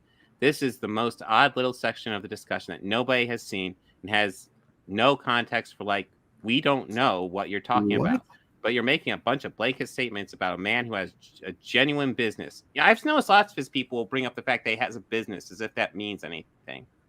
Right. I mean, good for him. He has a business, but so what? What does that have to do with the shit he pushes? You know who else has a business? Marvel. Yeah. DC. And he literally can't keep their names out of his content. He literally can't, because if he did, he would lose views, and he would, he wouldn't be where he's at. He wouldn't, he's successful. He's got a successful business if you consider, the ethics of it worthwhile. Sure. But he did not get to where he's at without mentioning Marvel and DC and talking shit on them, in some cases lying about them nonstop for years. And then it's like, oh, well, I got a comic book now that you guys have all been paying attention to me shitting on these comic book companies for years. It's just kind of that business is it's a bullshit business. who could actually lose business for the crap you're saying. Good. I hope so. I actually do hope that. I want people to waste their money. We've actually read the comic too. Mm-hmm. Yes, and I went into it hoping that it wasn't bad because I knew that and it's not bad. I'll say that. But I went into it thinking, I hope this is actually good because I know if it's not, and I'm like, man, it's not good. People are going to think that I'm saying that just because I don't like his politics or whatever. And I knew that would be the case. And it wasn't bad. I've read bad comics before. This is just fucking boring and not worth $35+. Mm-hmm. Let's see. Oh yeah, and he could reasonably sue you for this. You know, Eric brought that up too. So this guy's just regurgitating what Eric said. Big shot. No, but you know what? I would actually like that because if he did, he would have to provide receipts on ISIM to prove his point. Oh. I'd be interested to see those. I mean, well, so the thing is, he was doing a little word trickery too, and that's part of the reason that I wanted to release that video I released this morning, which was recorded a while back, but and it wasn't specifically about Eric, but it was about grifter, as a word, and you've never said, as far as I know, he said he's defrauding anybody, which the way that he was talking about it is like a legal claim. And you haven't made any kind of legal accusation that he has defrauded you or anything. But you've said what a lot of people have said, and I'd love to know if he's going to sue everybody who says it, that he's a grifter and he's grifting. And if you watch that video on my channel from this morning, I explain why I use that word and why it applies. It's not just a buzzword, and it's also not a legal claim. It is my opinion. It's your opinion. We're just like his opinions, on his channel. So. Maybe it's time to start acting like an adult before adult litigation starts happening. Think before you post. I'm sorry. You cannot compare me to Eric and say I need to start acting like an adult. Jesus Christ. Did you see? Right. You obviously did see him. Oh, my God. So you use the word triggered in your title. You are used to using that word when you say, okay. Yeah. We're the ones that do that. For the billionth time, yes. Yes, I forgot that I said triggered. You got me. He was not the one who threw the first punch. He was definitely throwing punches. I think saying Eric is super innocent here is really disingenuous. Really. Yeah, I like this next sentence.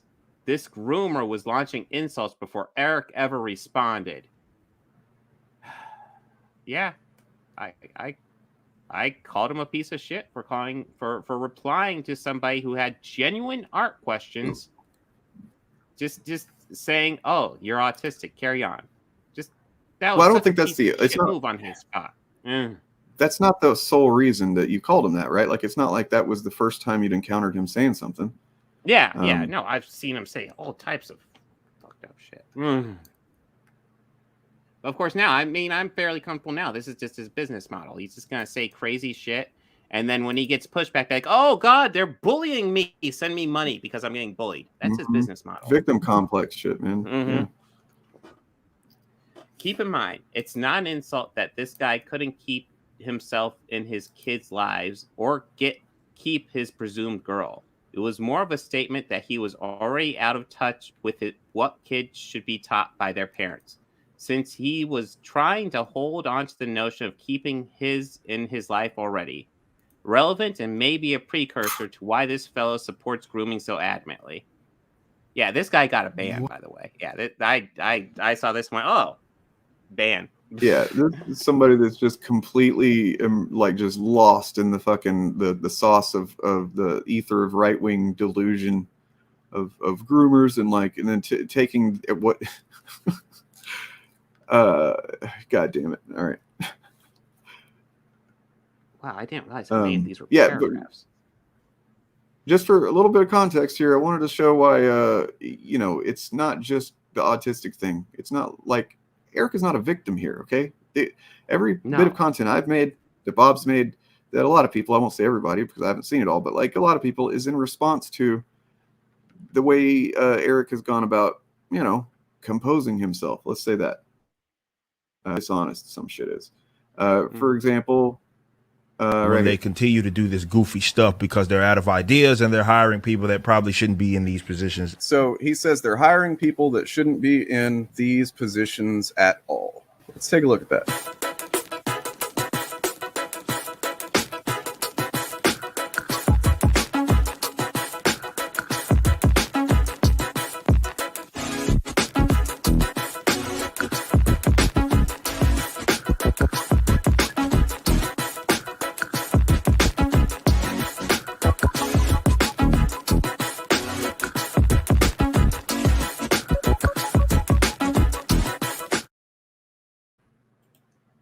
So that was when he spent, a video just throwing crazy fucking claims out about T. Franklin and that Sun Spider character that weren't even accurate or were missing context. And then he ended up with a whole bunch. He was not the only one, but, a whole bunch of people making content about this disabled spider character.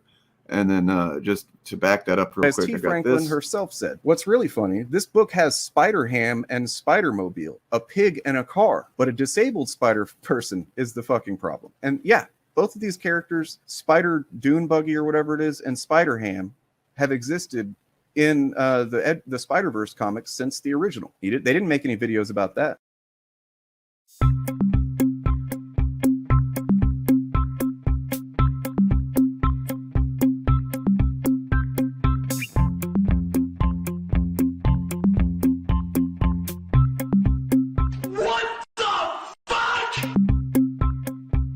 But they make videos about it whenever it's a disabled person. And that just goes to show not just the grift, but really how fucking immoral these people are.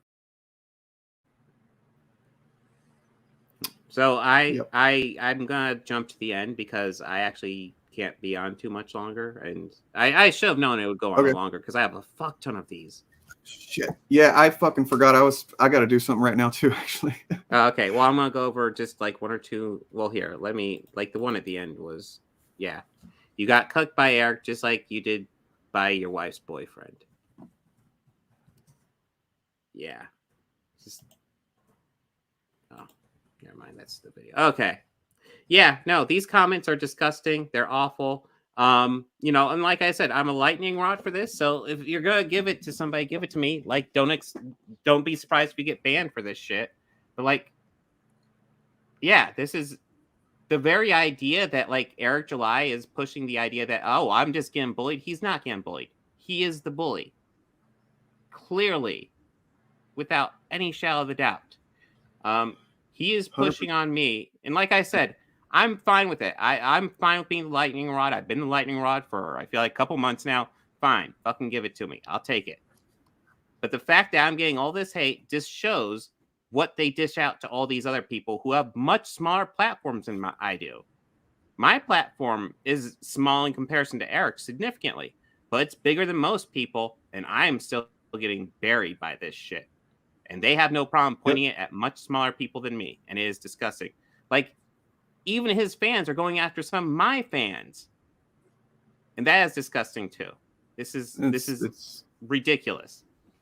And as I say, it also shows a real weakness in your confidence. And people think a lot of crazy shit about me, and I, if particularly if they're like have a smaller platform than me, I'm not going to address it. I don't really care. I didn't even want to address that stupid shit earlier, but people kept, getting distracted by it. So, okay. But generally, no, because like I said, I want what I think and what I believe and what I say to stand for itself. And if you want to criticize me for it, criticize me for it. That's what we're here for. It's all part of the game, but I'm not you're never going to see my audience generally going to attack somebody. And if they do, the first time that happens, and I'm just getting like a bunch, well, I don't want to say that because somebody will fake something, but yeah, there would be something would change, but my audience wouldn't do that. And whenever you're done, I do have that one clip that we can end on of the rant, the fruit rant. Well, Wallace and Gromit fans asking, so there's a stream where you break down Eric's debate tomorrow. No, it won't be a stream. I'm doing the podcast tomorrow at 4 p.m. EST. If you guys want to check that out in the podcast channel. In fact, I could use it for more subs. So check out Organized Chaos Podcast. But tomorrow, what I'm releasing is a premiere. It's an edited video. It's the debate again, but I grabbed Eric July's feed as well. So it's going to be side by side. So you get to see both sides. It's what I use for a lot of these clips. And I went through, and anytime somebody said something untrue, I just do a little correction in the video, which I got a couple, Eric got a lot, but yeah, that's all that's coming out tomorrow. It's an edited thing. It's like I said, if you want to see me live stream tomorrow, it's going to be on the podcast channel. But if I am releasing that debate, but that's an edited video that'll be at noon EST tomorrow. Cool. And yeah, that anything you want to shout out, Dane? Just about to record right after this, recording the Forced Adversity podcast. You can subscribe to that at Forced Adversity on YouTube. And then, subscribe to my channel, Actual Fandom, if you're not. And, if anybody was listening today and is of the same, general approach and temperament, civility, so to speak, as Magnus, I think his name was earlier, I'd like to talk to you. I don't do the blood sports and the name calling shit, so to speak. And open to discourse, not open to harassment and verbal abuse. I got a hard limit on that shit, especially when it comes to my audience. Bob, you're champion. The fact that you're just willing to get right back into it and break your shit down and still hold the positions you're firm in, that's what a man is to me, man. Like that's legit, just the behavior. Well, thank you, Dane. But I'm always impressed with your stuff and how you handle stuff. And yeah, your videos, I think what's great about them is how well you break down stuff. Like my stuff's just silly reaction stuff, and then you go and systematically destroy the arguments. And I love it. Guys, give Actual Fandom some subs. Yeah, give me to those Organized Chaos numbers, man.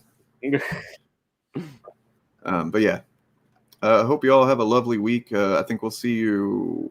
Well, you'll see us Tuesday, Valentine's Day, if you want to spend the evening with us and some gentlemen in suits and have some dialogue as we watch Fight Club and have a pleasant conversation. It'll be real romantic. Yeah. Mm-hmm. It'll be sweet. Oh, I should say Fight Club video essay. I'm going to assume the goal isn't to DMCAS. Yeah. But yeah. And then I imagine Wednesday, Flat Scan Review, will probably be doing, at least part of it's going to be looking back at the Tuesday thing, seeing how that went. So we could either be, sipping champagne or licking our wounds. Who knows? Mm-hmm. We will find out. Yeah. But yeah. So I got one clip just you have a clip ready? Just to seal the deal on why we would go after Eric July and criticize him for his content and stuff in the first place. So saying that throwing the first punch is not accurate because we are throwing punches in defense of people who don't have the ability to or can't without getting bombarded like we've shown here. So later.